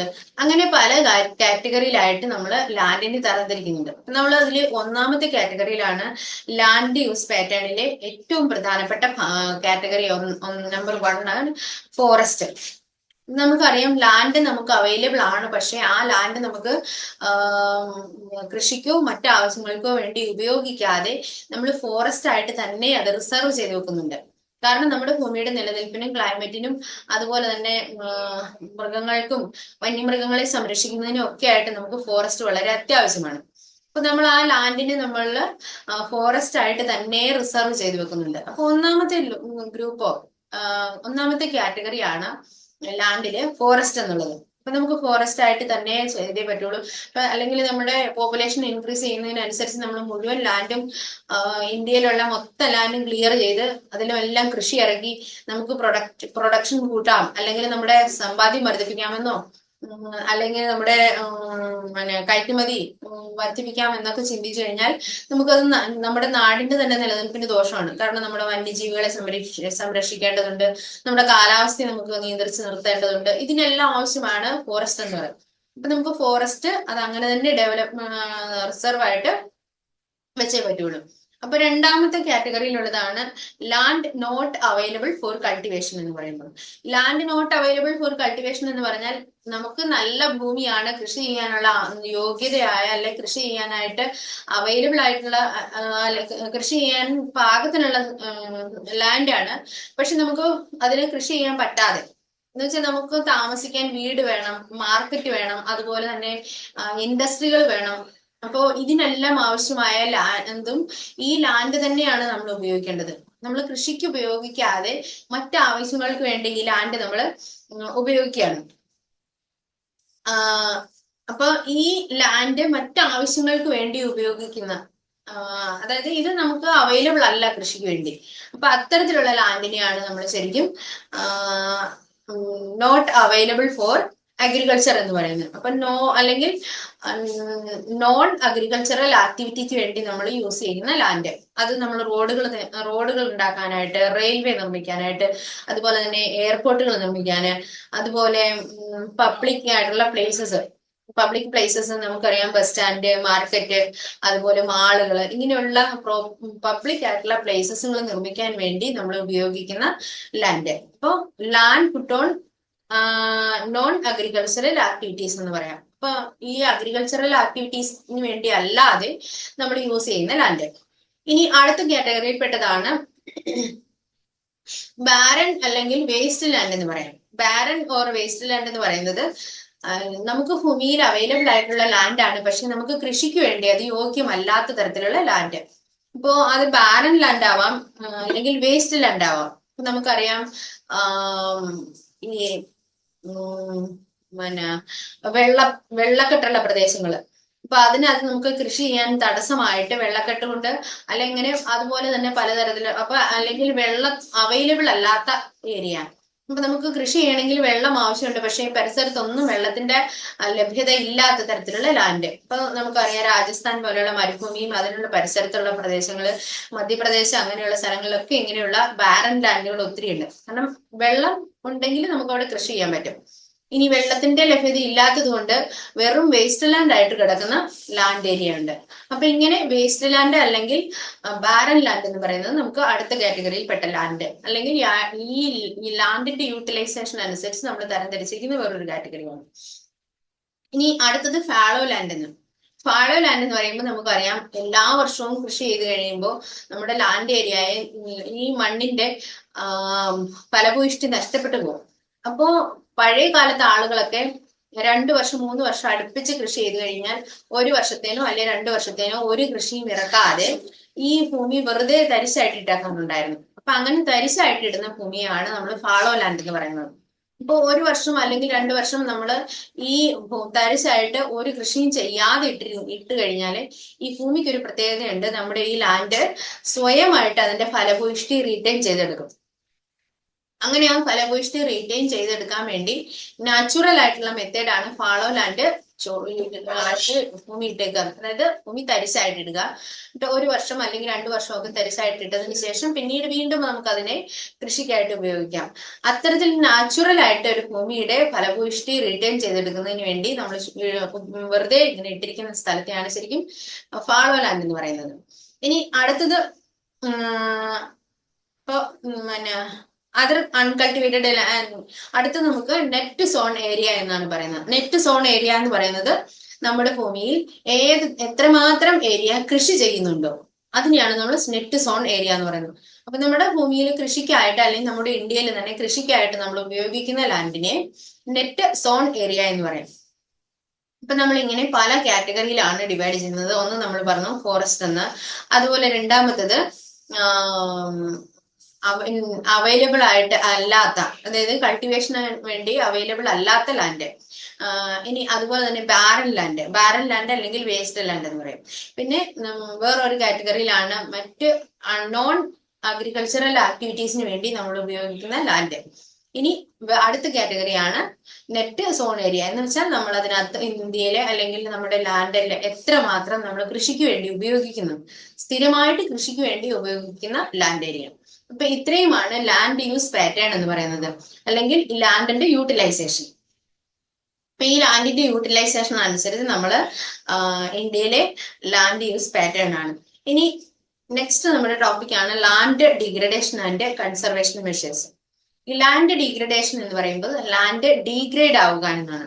ഡീഗ്രേഡ് ആവുക എന്ന് പറഞ്ഞാൽ അതിന്റെ ക്വാളിറ്റി കുറഞ്ഞു പോവുക, അല്ലെങ്കിൽ അതിന്റെ ഗുണമേന്മ കുറഞ്ഞ് നമുക്ക് പ്രയോജനപ്പെടാത്ത രീതിയിലേക്ക് കുറഞ്ഞു പോകുന്ന, അല്ലെങ്കിൽ അതിനെ തരം താഴ്ത്തപ്പെടുന്ന അവസ്ഥയാണ് ശരിക്കും ലാൻഡ് ഡീഗ്രഡേഷൻ എന്ന് പറയുന്നത്. അപ്പൊ ഈ ലാൻഡ് ഡീഗ്രഡേഷൻ എന്ന് പറയുമ്പോൾ നമ്മൾ ചെറിയ ക്ലാസ്സുകളിൽ നമ്മൾ ശരിക്കും പഠിച്ചിട്ടുണ്ട് സോയിൽ പൊല്യൂഷൻ എന്നൊക്കെ. അപ്പൊ സോയിൽ പൊല്യൂഷൻ എന്ന് പറയുമ്പോൾ വളരെ നോർമൽ ആയിട്ട് നമ്മൾ പറയുന്നു. ഇനി ലാൻഡ് ഡീഗ്രഡേഷൻ എന്ന് പറയുമ്പോൾ അതിനെ ഇച്ചിലൂടെ എല്ലാ തരത്തിലുള്ള പോയിന്റുകളെ ഉൾപ്പെടുത്തിക്കൊണ്ട് നമുക്ക് ലാൻഡ് ഡീഗ്രഡേഷൻ എന്ന് പറയാം.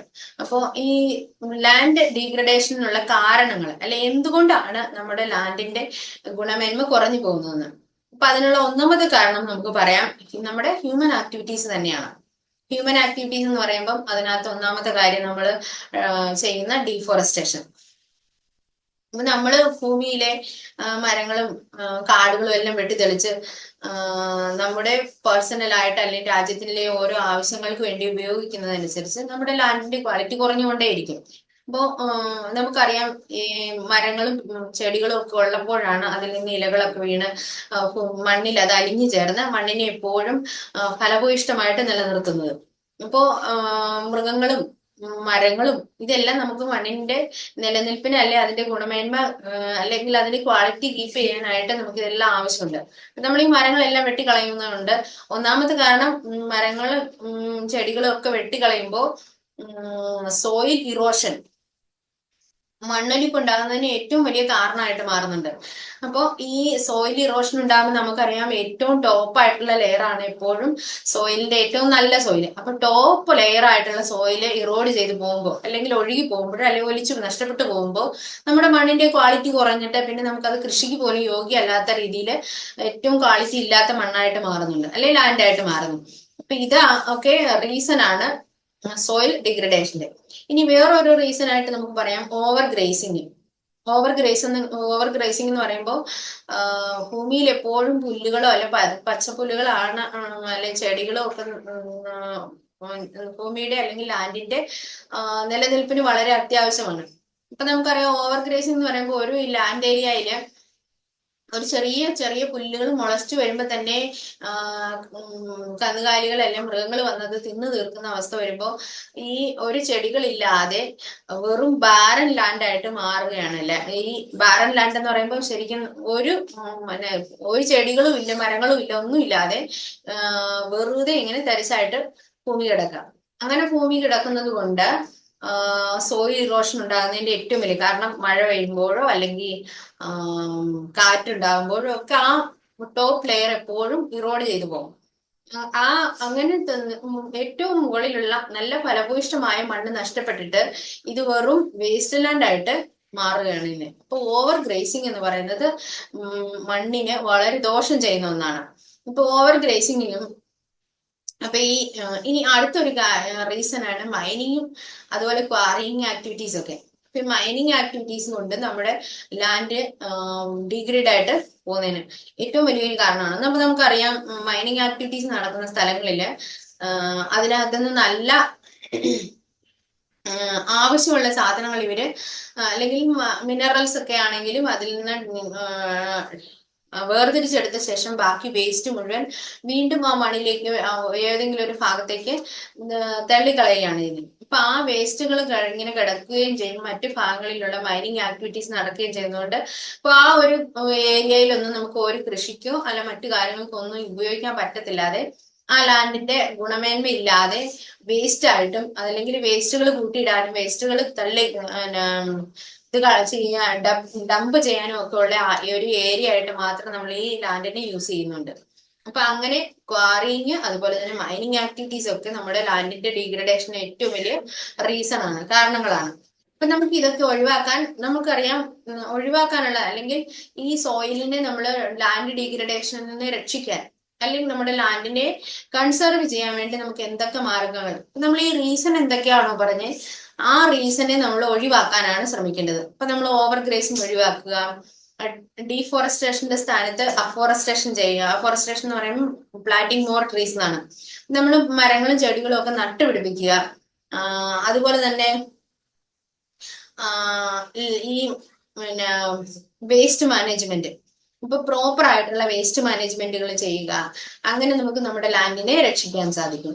അപ്പൊ അതുപോലെ തന്നെ ഈ ഇൻഡസ്ട്രികളിൽ നിന്നും അതുപോലെ തന്നെ വലിയ വലിയ പിന്നെ കമ്പനികളിൽ നിന്നും ഇൻഡസ്ട്രികളിൽ നിന്നൊക്കെ ഉള്ള വേസ്റ്റ് ഇത് വെറുതെ പിന്നെ വേസ്റ്റ് ഇങ്ങനെ ഡംപ് ചെയ്യാതെ അത് പ്രോപ്പർ ആയിട്ട് സംസ്കരിക്കാനുള്ള പദ്ധതികൾ ഉണ്ടാക്കുക. അങ്ങനെ നമുക്ക് ലാൻഡിനെ നമുക്ക് മാക്സിമം കൺസർവ് ചെയ്യാൻ പറ്റും. ഇപ്പം പ്രോപ്പർ ആയിട്ടുള്ള വേസ്റ്റ് മാനേജ്മെന്റ് അല്ലെങ്കിൽ ട്രീറ്റ്മെന്റ്, വാട്ടർ ട്രീറ്റ്മെന്റ്, അതുപോലെ തന്നെ ഈ വേസ്റ്റ് ആയിട്ടുള്ള വെള്ളവും അതുപോലെ സീവേജ് ഇതൊക്കെ നമ്മൾ ഭൂമിയിലോ അല്ലെങ്കിൽ വെള്ളത്തിലോ ഒക്കെ ഉപേക്ഷിച്ച് കളയാതെ അല്ല ഡംപ് ചെയ്യാതെ ഇതിന് പ്രോപ്പർ ആയിട്ടുള്ള ട്രീറ്റ്മെന്റ് ചെയ്യുക. വാട്ടർ ട്രീറ്റ്മെന്റ് പ്ലാന്റുകൾ അതുപോലെ തന്നെ വേസ്റ്റ് മാനേജ്മെന്റ് പ്ലാന്റുകളൊക്കെ ഫാക്ടറി സ്ഥാപിക്കുമ്പോൾ അതിനോടൊപ്പം തന്നെ വേസ്റ്റുകളും പിന്നെ മാനേജ് ചെയ്യാൻ പാകത്തിനുള്ള പ്ലാന്റുകളും കൂടി തയ്യാറാക്കുക. അതുപോലെ തന്നെ ഓവർ ഗ്രേസിംഗ് ഒഴിവാക്കാനും അഫോറസ്റ്റേഷൻ നടപ്പിലാക്കുക എന്ന് വെച്ചാൽ നമുക്കറിയാം നമ്മുടെ ലാൻഡ് ഏരിയയിലൊക്കെ തരിശായിട്ട് കിടക്കുന്ന സ്ഥലങ്ങളിലൊക്കെ നല്ല ട്രീകളെ മരങ്ങൾ വെച്ച് പിടിപ്പിക്കുക. അതുപോലെ വഴിയോരത്തൊക്കെ മരങ്ങൾ വെച്ച് പിടിപ്പിക്കുക. നമ്മുടെ ലാൻഡിനെ നമ്മൾ നന്നായിട്ട് സംരക്ഷിക്കാൻ നമുക്കിതൊക്കെ തീർച്ചയായിട്ടും ചെയ്യാൻ പറ്റും. അതായത് ലാൻഡ് അല്ലെങ്കിൽ കൺസർവേഷന് വേണ്ടി ചെയ്യാൻ പറ്റുന്ന മെഷർമെന്റ്സ്, മെത്തേഡ്സ് ഒക്കെയാണ് ഇതെല്ലാം. ഇനി അടുത്ത റിസോഴ്സസ് എന്ന് പറയുന്നതാണ് സോയിൽ. നമുക്കറിയാം സോയിൽ എന്ന് പറയുന്നതാണ് ഏറ്റവും മോസ്റ്റ് ഇമ്പോർട്ടന്റ് ആയിട്ടുള്ള റിന്യൂവബിൾ ആയിട്ടുള്ള നാച്ചുറൽ റിസോഴ്സസ് ആണ്. അപ്പൊ നമ്മൾ സോയിൽ എത്ര ഉപയോഗിച്ചാലും തീർന്നു പോകാത്തതാണ്. എന്ന് വെച്ചാൽ നമ്മുടെ സോയിലിൽ അല്ലെങ്കിൽ നമ്മുടെ മണ്ണിൽ നമ്മൾ എത്ര കൃഷി ചെയ്തെന്ന് പറഞ്ഞാലും മണ്ണൊരിക്കലും തീർന്നു പോകുന്നില്ല. മണ്ണിന്റെ ക്വാളിറ്റി നമുക്ക് ഒരു പക്ഷെ കുറഞ്ഞു പോകാം. അപ്പൊ ആ ക്വാളിറ്റി മെയിൻറ്റെയിൻ ചെയ്യാനായിട്ടുള്ള പദ്ധതികൾ നമുക്ക് തയ്യാറാക്കി നമ്മുടെ സോയിലിനെ നമുക്ക് എപ്പോഴും പ്രൊട്ടക്ട് ചെയ്തും അതുപോലെ തന്നെ ഇതിനെ മുൻപോട്ട് കൊണ്ടുപോകാൻ പറ്റും. അപ്പൊ നമ്മൾ ഉപയോഗിക്കുന്നതിനനുസരിച്ച് ഒരിക്കലും തീർന്നു പോകാത്ത ഒരു റിസോഴ്സ് ആണ് ഈ സോയിൽ. അപ്പൊ ഈ പ്ലാന്റിന്റെ ഗ്രോത്തിന് വേണ്ടി, അതായത് നമുക്കറിയാം ഭൂമിയിലെ നിലനിൽപ്പിന് തന്നെ ആവശ്യമായ ഓക്സിജനും അതുപോലെ തന്നെ ഭക്ഷണവും, ഈ രണ്ട് വസ്തുക്കളും നമുക്ക് വേണ്ടത് പ്ലാന്റ്സിൽ നിന്നാണ്. ഈ പ്ലാന്റ്സിന് നിലനിൽക്കണമെങ്കിൽ സോയിൽ കൂടിയേ തീരുള്ളൂ. അപ്പൊ ഈ സോയിൽ എന്ന് പറയുമ്പോൾ ഭൂമിയുടെ ജീവന്റെ തന്നെ നിലനിൽപ്പിനും അതുപോലെ തന്നെ എല്ലാ ആക്ടിവിറ്റീസിനും വളരെ ഇമ്പോർട്ടന്റ് ആയിട്ടുള്ള ഒരു റിസോഴ്സസ് ആണ്. അപ്പൊ ഈ സോയിൽ ഫോർമേഷന് വേണ്ടി നമുക്കറിയാം ലക്ഷങ്ങളോളം വർഷങ്ങൾ എടുത്തിട്ടാണ് സോയിൽ ഫോർമേഷൻ നടക്കുന്നത്. അപ്പൊ ഈ സോയിൽ ഫോർമേഷന്റെ പ്രോസസ്സുകൾ എങ്ങനെയൊക്കെയാണെന്നൊക്കെ നമ്മൾ ചെറിയ ക്ലാസ്സുകളിൽ പഠിച്ചിട്ടുണ്ട്. അതായത് വെതറിംഗ് പ്രോസസ്സ് എന്ന് പറയും. വെതറിംഗ് എന്ന് പറയുമ്പോൾ വലിയ വലിയ പേരന്റ് റോക്കിൽ നിന്ന് ഈ പാറകൾ പൊടിഞ്ഞ് വർഷങ്ങളോളം, അതായത് ആയിരക്കണക്കിന് വർഷങ്ങൾ സമയമെടുത്ത് പതിയെ പതിയെ പതിയെ അത് പൊടിഞ്ഞ് മണ്ണായി തീരുന്ന പ്രോസസ്സിനെയാണ് നമ്മൾ ശരിക്കും വെതറിംഗ് എന്ന് പറയുന്നത്. അപ്പൊ ആ വെതറിംഗ് പ്രോസസ്സിലൂടെയാണ് സോയിൽ ഫോർമേഷൻ നടക്കുന്നതെന്നൊക്കെ നമ്മൾ ചെറിയ ക്ലാസ്സുകളിലൊക്കെ പഠിച്ചിട്ടുണ്ട്. അപ്പൊ ഈ ഇന്ത്യയിൽ കാണപ്പെടുന്ന സോയില് ഏതൊക്കെ തരത്തിലുള്ളതാണെന്ന്, അല്ലെങ്കിൽ സോയിലിന്റെ ക്ലാസിഫിക്കേഷൻ എങ്ങനെയൊക്കെയാണെന്നുമാണ് അടുത്ത ടോപ്പിക്. ഇപ്പൊ ഈ on the basis of factors responsible for, ഇപ്പൊ അതായത് നമ്മുടെ മണ്ണിൽ കാണപ്പെടുന്ന മണ്ണിന്റെ ടെക്സ്ചർ, അതുപോലെ അതിലടങ്ങിയിരിക്കുന്ന ഘടകങ്ങള്, കളറ്, ഇതൊക്കെ അനുസരിച്ചാണ് നമ്മൾ ശരിക്കും നമ്മുടെ മണ്ണിനെ നമ്മൾ പല ഗ്രൂപ്പുകളായിട്ട് അല്ലെങ്കിൽ പല കാറ്റഗറിയിൽ തിരിക്കുന്നത്. ഇനി അതിൽ ഒന്നാമത്തെ കാറ്റഗറിയിലുള്ളതാണ് അലൂവിയൽ സോയിൽ. അലൂവിയൽ സോയിൽ അല്ലെങ്കിൽ എക്കൽ മണ്ണെന്ന് നമ്മൾ പറയും. എക്കൽ മണ്ണ് അല്ലെങ്കിൽ അലൂവിയൽ സോയിൽ. ഈ അലൂവിയൽ സോയിൽ എന്ന് പറയാനുള്ള കാരണം നദികൾ ഒഴുക്കിക്കൊണ്ട് വരും അലൂവിയം അല്ലെങ്കിൽ എക്കലെന്നോ അല്ലെങ്കിൽ സിൽറ്റ് എന്നോ ഒക്കെ പറയാം. അപ്പൊ ഈ നദികൾ ഒഴുക്കി കൊണ്ടുവരുന്ന ഈ സിൽറ്റ് അല്ലെങ്കിൽ ഈ എക്കല് നദിയുടെ രണ്ടു വശങ്ങളിലും ഉപേക്ഷിച്ചിട്ടാണ് നദി ഒഴുകുന്നത്. അപ്പൊ അങ്ങനെ ഈ രണ്ട് അതായത് നദീതീരങ്ങളിൽ അടിഞ്ഞു കൂടുന്ന എക്കല്, ഈ എക്കല് നിന്നുണ്ടാകുന്ന മണ്ണിനെയാണ് നമ്മൾ ശരിക്കും എക്കൽ മണ്ണ്, അല്ലെങ്കിൽ ഈ ഇങ്ങനെ എക്കൽ അടിഞ്ഞുകൂടി കാണപ്പെടുന്ന മണ്ണിനെയാണ് എക്കൽ മണ്ണ് അല്ലെങ്കിൽ അലൂവിയൽ സോയിൽ എന്ന് പറയുന്നത്. ഇപ്പൊ ഇന്ത്യയില് പ്രത്യേകിച്ചും നോർത്തേൺ പ്ലെയിൻസിലൊക്കെ ഏറ്റവും കൂടുതൽ കാണപ്പെടുന്ന മണ്ണാണ് അലൂവിയൽ സോയിൽ. അതായത് ഉത്തർപ്രദേശ്, ബീഹാർ, പഞ്ചാബ്, ജാർഖണ്ഡിന്റെ കുറച്ച് ഭാഗങ്ങള്, വെസ്റ്റ് ബംഗാള്, ഛത്തീസ്ഗഡ്, ഛത്തീസ്ഗഡിന്റെ മുഴുവൻ ഭാഗങ്ങളിലെ കുറച്ച് ഭാഗങ്ങൾ, ഈ ഭാഗങ്ങളിലെല്ലാം കാണപ്പെടുന്ന മണ്ണാണ് ശരിക്കും അലൂവിയൽ സോയിൽ എന്ന് പറയുന്നത്. ഈ അലൂവിയൽ സോയിൽ എന്ന് പറയുന്നത് കൃഷിക്ക് ഏറ്റവും നല്ല ബെറ്റർ ആയിട്ടുള്ള, അതായത് എസ്പെഷ്യലി ധാന്യങ്ങൾക്ക്, ഗോതമ്പ്, നെല്ല്, പച്ചക്കറികൾ, അതുപോലെ പയർ വർഗ്ഗങ്ങൾ, ഇത്രയും കൃഷിക്ക് ഏറ്റവും ഉചിതമായ മണ്ണാണ് ഈ അലൂവിയൽ സോയിൽ എന്ന് പറയുന്നത്. അപ്പോ ഈ അലൂവിയം, അതായത് ഈ എക്കൽ എന്നതിന്റെ ഒരു വേർഡാണ് അലൂവിയം എന്ന്. അപ്പൊ അലൂവിയത്തിൽ നിന്നും ഉൽപ്പാദിപ്പിക്കപ്പെടുന്ന മണ്ണായതുകൊണ്ടാണ് ഇതിന് അലൂവിയൽ സോയിൽ എന്ന് പറയുന്നത്. അപ്പൊ അലൂവിയൽ സോയില് ഇതിനകത്ത് അടങ്ങിയിരിക്കുന്നത് നമുക്കറിയാം. ഈ ക്ലേ, സിൽറ്റും സാൻഡും ആണ്. സാൻഡ് വളരെ കുറഞ്ഞ അളവിൽ മാത്രം, ഇതിൽ ഏറ്റവും കൂടുതലായിട്ട് സിൽറ്റ് അല്ലെങ്കിൽ അലൂവിയം അല്ലെങ്കിൽ എക്കലാണ് കൂടുതലും കാണപ്പെടുന്നത്, അല്ല കൂടുതലും ഇതിനകത്ത് അടങ്ങിയിട്ടുള്ളത്. ഇപ്പൊ ഈ സോയിലിന്റെ നമുക്ക് രണ്ട് തരത്തിൽ വേണ്ട ഇതിനെ തരംതിരിക്കാം. ഓൾഡ് അലൂവിയൽ സോയിൽ എന്നും ന്യൂ അലൂവിയൽ സോയിൽ എന്നും, അതായത് ബങ്കർ എന്നും ഖദർ എന്നും. ഇത് തന്നെ ജോഗ്രഫിയുടെ വേറൊരു ചാപ്റ്ററിലുണ്ട്, അതായത് ഡ്രെയിനേജ് എന്ന ചാപ്റ്ററില് ഈ മണ്ണ് അലൂവിയൽ സോയിൽ ഫോം ചെയ്യുന്നതിനനുസരിച്ച്, അതായത് നദിയുടെ ഏറ്റവും അടുത്തുള്ള ഭാഗങ്ങളിൽ എപ്പോഴും പുതിയതായിട്ട് എക്കൽ മണ്ണ് രൂപപ്പെട്ടുകൊണ്ടേയിരിക്കും. അതായത് നദിയുടെ തീരഭാഗങ്ങൾ എപ്പോഴും ഇങ്ങനെ പിന്നെ പുതിയ എക്കൽ അടിഞ്ഞുകൊണ്ടേയിരിക്കും. അപ്പൊ ആ തീരപ്രദേശങ്ങളിലുള്ള മണ്ണിനെ നമ്മൾ ശരിക്കും ന്യൂ അലൂവിയൽ സോയിൽ എന്നാണ് പറയുന്നത്. ഇപ്പോ തീരങ്ങളിൽ നിന്നും ദൂരെ ആയിട്ടുള്ള ഭാഗങ്ങളിൽ കാണപ്പെടുന്ന എക്കൽ മണ്ണിനെ നമ്മൾ ഓൾഡ് അലൂവിയൽ സോയിൽ അല്ലെങ്കിൽ ഭാങ്ങർ എന്ന് പറയും. അപ്പോ ഇങ്ങനെ രണ്ട് തരത്തിലുള്ള അലൂവിയൽ സോയിലാണ് ഇന്ത്യയിൽ കാണപ്പെടുന്നത്. നമ്മൾ പറഞ്ഞു ഓൾറെഡി ഈ അലൂവിയൽ സോയില് ഏത് കൃഷിക്കാണ് ഏറ്റവും നല്ലതെന്നുണ്ട്. ഇനി അടുത്തത് ബ്ലാക്ക് സോയിലാണ്. ബ്ലാക്ക് സോയിൽ എന്ന് പറയുമ്പോൾ കറുത്ത മണ്ണ് അല്ലെങ്കിൽ കരിമണ്ണ് എന്നൊക്കെ നമ്മൾ പറയുന്ന ബ്ലാക്ക് സോയിൽ. ഇപ്പൊ ഇന്ത്യയിലെ ബ്ലാക്ക് സോയിൽ കാണപ്പെടുന്നത് നമ്മുടെ ഡെക്കാൻ പ്ലേറ്റ്യൂ റീജിയനിലാണ്. അതായത് ഇന്ത്യയുടെ പീഠഭൂമി എന്നറിയപ്പെടുന്ന ഡെക്കാൻ പ്ലേറ്റ്യൂവിലാണ് ഈ ബ്ലാക്ക് സോയിൽ കാണപ്പെടുന്നത്. ഇപ്പൊ ബ്ലാക്ക് സോയിൽ എന്ന് ശരിക്കും ഇത് ഒത്തിരി, അതായത് കോടിക്കണക്കിന് വർഷങ്ങൾക്ക് മുൻപ് മാഗ്മ രൂപപ്പെട്ടതാണ്. അതായത് അഗ്നിപർവ്വതത്തിനുള്ളിൽ കാണപ്പെടുന്ന മാഗ്മ, ഈ മാഗ്മ, അതായത് അഗ്നിപർവ്വത സ്ഫോടനം ഉണ്ടാകുമ്പോൾ പുറന്തള്ളപ്പെടുന്ന മാഗ്മ തണുത്തുറഞ്ഞു ഉണ്ടാകുന്നതാണ് ഈ ബ്ലാക്ക് സോയിൽ എന്നാണ് പറയപ്പെടുന്നത്. നമ്മുടെ ഡെക്കാൻ പ്ലേറ്റ്യൂ, അതായത് ആന്ധ്രാപ്രദേശ്, തമിഴ്നാട്, കർണാടക പോലെയുള്ള സ്റ്റേറ്റുകളിലൊക്കെ കാണപ്പെടുന്നത് കറുത്ത മണ്ണാണ്. അപ്പൊ ഈ കറുത്ത മണ്ണ് ഇത്തരത്തിൽ രൂപപ്പെട്ടതാണെന്നാണ് ശാസ്ത്രജ്ഞന്മാരൊക്കെ പറയുന്നത്. അപ്പൊ ഈ കറുത്ത മണ്ണും നല്ല ഫലഭൂയിഷ്ടം, അതായത് കോട്ടന് വേണ്ടി ഏറ്റവും ബെസ്റ്റ് ആയിട്ടുള്ള സോയിലാണ് കറുത്ത മണ്ണ്. അതായത് നമുക്കറിയാം ഗുജറാത്ത്, മഹാരാഷ്ട്ര റീജിയനിലൊക്കെ ഏറ്റവും കൂടുതൽ നല്ല രീതിയിൽ കൃഷി ചെയ്യപ്പെടുന്ന ഒരു അഗ്രികൾച്ചറൽ ഐറ്റമാണ് ഈ കോട്ടൺ എന്നത്. അപ്പൊ ഈ കോട്ടൺ ഏറ്റവും ബെസ്റ്റ് ആയിട്ടുള്ള സോയിലാണ് ബ്ലാക്ക് സോയിൽ.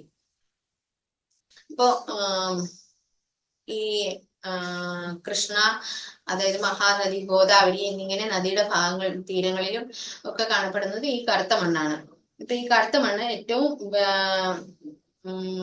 ബെസ്റ്റ് ആയിട്ടുള്ളത് നമ്മൾ പറഞ്ഞു കോട്ടന്റെ കൃഷിക്ക് വേണ്ടിയിട്ടാണ്. അതുപോലെ തന്നെ നമുക്ക് ഇത് നെല്ല്, അതുപോലെ പച്ചക്കറികൾ, ഇതിനൊക്കെ ആയിട്ടും ഈ ഒക്കെ കൃഷിക്ക് വേണ്ടിയിട്ട് നമുക്ക് ഈ മണ്ണ് ഏറ്റവും നല്ലതായിട്ട് ഉപയോഗിക്കപ്പെടുന്നുണ്ട്. ഇനി ലാറ്ററൈറ്റ് സോയിൽ എന്ന് പറയുമ്പോൾ pHന്റെ മൂല്യം, അതായത് 6 കുറവുള്ള സോയിലിനെയാണ് ശരിക്കും നമ്മൾ ലാറ്ററൈറ്റ് സോയിൽ എന്ന് പറയുന്നത്. ഈ ലാറ്ററൈറ്റ് സോയിലിന്റെ പ്രത്യേകത എന്ന് പറയുന്നത് ശരിക്കും ഈർപ്പം കൂടുതലായിട്ട് വലിച്ചെടുക്കുന്ന, അത് പെട്ടെന്ന് ഈർപ്പം വലിച്ചെടുക്കുന്ന തരത്തിലുള്ള മണ്ണാണ്. അതായത് നമ്മുടെ ഇന്ത്യയിലെ വെസ്റ്റേൺ ഘട്ടിലും അതുപോലെ തന്നെ കേരളത്തിലൊക്കെ കാണപ്പെടുന്ന ഈ തരത്തിലുള്ള മണ്ണിനെയാണ് നമ്മൾ ശരിക്കും ലാറ്ററൈറ്റ് സോയിൽ എന്ന് പറയുന്നത്. ഈ ലാറ്ററൈറ്റ് സോയിൽ എന്ന് പറഞ്ഞാൽ പൊതുവെ ഫലഭൂയിഷ്ടി കുറഞ്ഞ തരത്തിലുള്ള മണ്ണാണ്. അതായത് ഹ്യൂമൂസിന്റെ ഒക്കെ അളവ് വളരെ കുറവായിട്ടുള്ള മണ്ണിനെയാണ് നമ്മൾ ലാറ്ററൈറ്റ് സോയിൽ എന്ന് പറയുന്നത്. പക്ഷെ ഈ laterite soil tea and coffee ഇങ്ങനെയുള്ള വിളകൾക്ക് വളരെ ഏറ്റവും നല്ല മണ്ണായിട്ടാണ് കണക്കാക്കുന്നത്.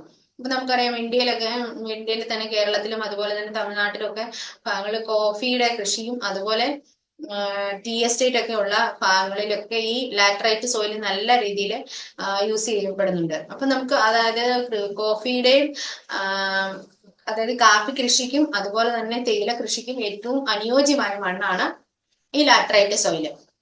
ഇനി വേറൊരു തരത്തിലുള്ള മണ്ണാണ് റെഡ് ആൻഡ് യെല്ലോ സോയിൽ എന്ന് പറയുന്നത്. റെഡ് ആൻഡ് യെല്ലോ സോയിൽ എന്ന് പറയുമ്പോൾ അതിന്റെ കളറിന്റെ പ്രത്യേകത കൊണ്ടാണ് നമ്മൾ റെഡ് ആൻഡ് യെല്ലോ സോയിൽ എന്ന് പറയുന്നത്. അതായത് അയണിന്റെ അംശം വളരെ കൂടുതലാണ്, ഇരുമ്പിന്റെ അംശം വളരെ കൂടുതലുള്ള മണ്ണാണ് റെഡ് ആൻഡ് യെല്ലോ സോയിൽ എന്ന പേരിൽ അറിയപ്പെടുന്നത്. ഇപ്പൊ ഛത്തീസ്ഗഡ്, ജാർഖണ്ഡ് പോലുള്ള സ്ഥലങ്ങളിലൊക്കെ കാണപ്പെടുന്ന മണ്ണിനെ നമ്മൾ റെഡ് ആൻഡ് യെല്ലോ സോയിൽ എന്ന കാറ്റഗറിയിലാണ്. അപ്പൊ ഇതുപോലെ തന്നെ വളരെ എന്താണ് പിന്നെ ഫലഭൂയിഷ്ടി കുറഞ്ഞ തരത്തിലുള്ള മണ്ണാണ് ഈ റെഡ് ആൻഡ് യെല്ലോ സോയിൽ. ഇനി വേറൊരു തരത്തിലുള്ള സോയിലാണ് ഏരിഡ് സോയിൽ എന്ന് പറയാം. ഏരിഡ് സോയിൽ എന്ന് പറയുമ്പോൾ നമ്മുടെ പിന്നെ രാജസ്ഥാൻ പോലെയുള്ള ഭാഗങ്ങളിൽ കാണപ്പെടുന്ന മണ്ണിനെയാണ് ശരിക്കും ഏരിഡ് സോയിൽ എന്ന് പറയുന്നത്. അതായത് സാൻഡ് പാർട്ടിക്കിൾസ്, മണൽ വളരെ കൂടുതലുള്ള മണ്ണ്, അതായത് നമ്മൾ മണൽ മണ്ണെന്ന് പറയുന്ന മണ്ണ്.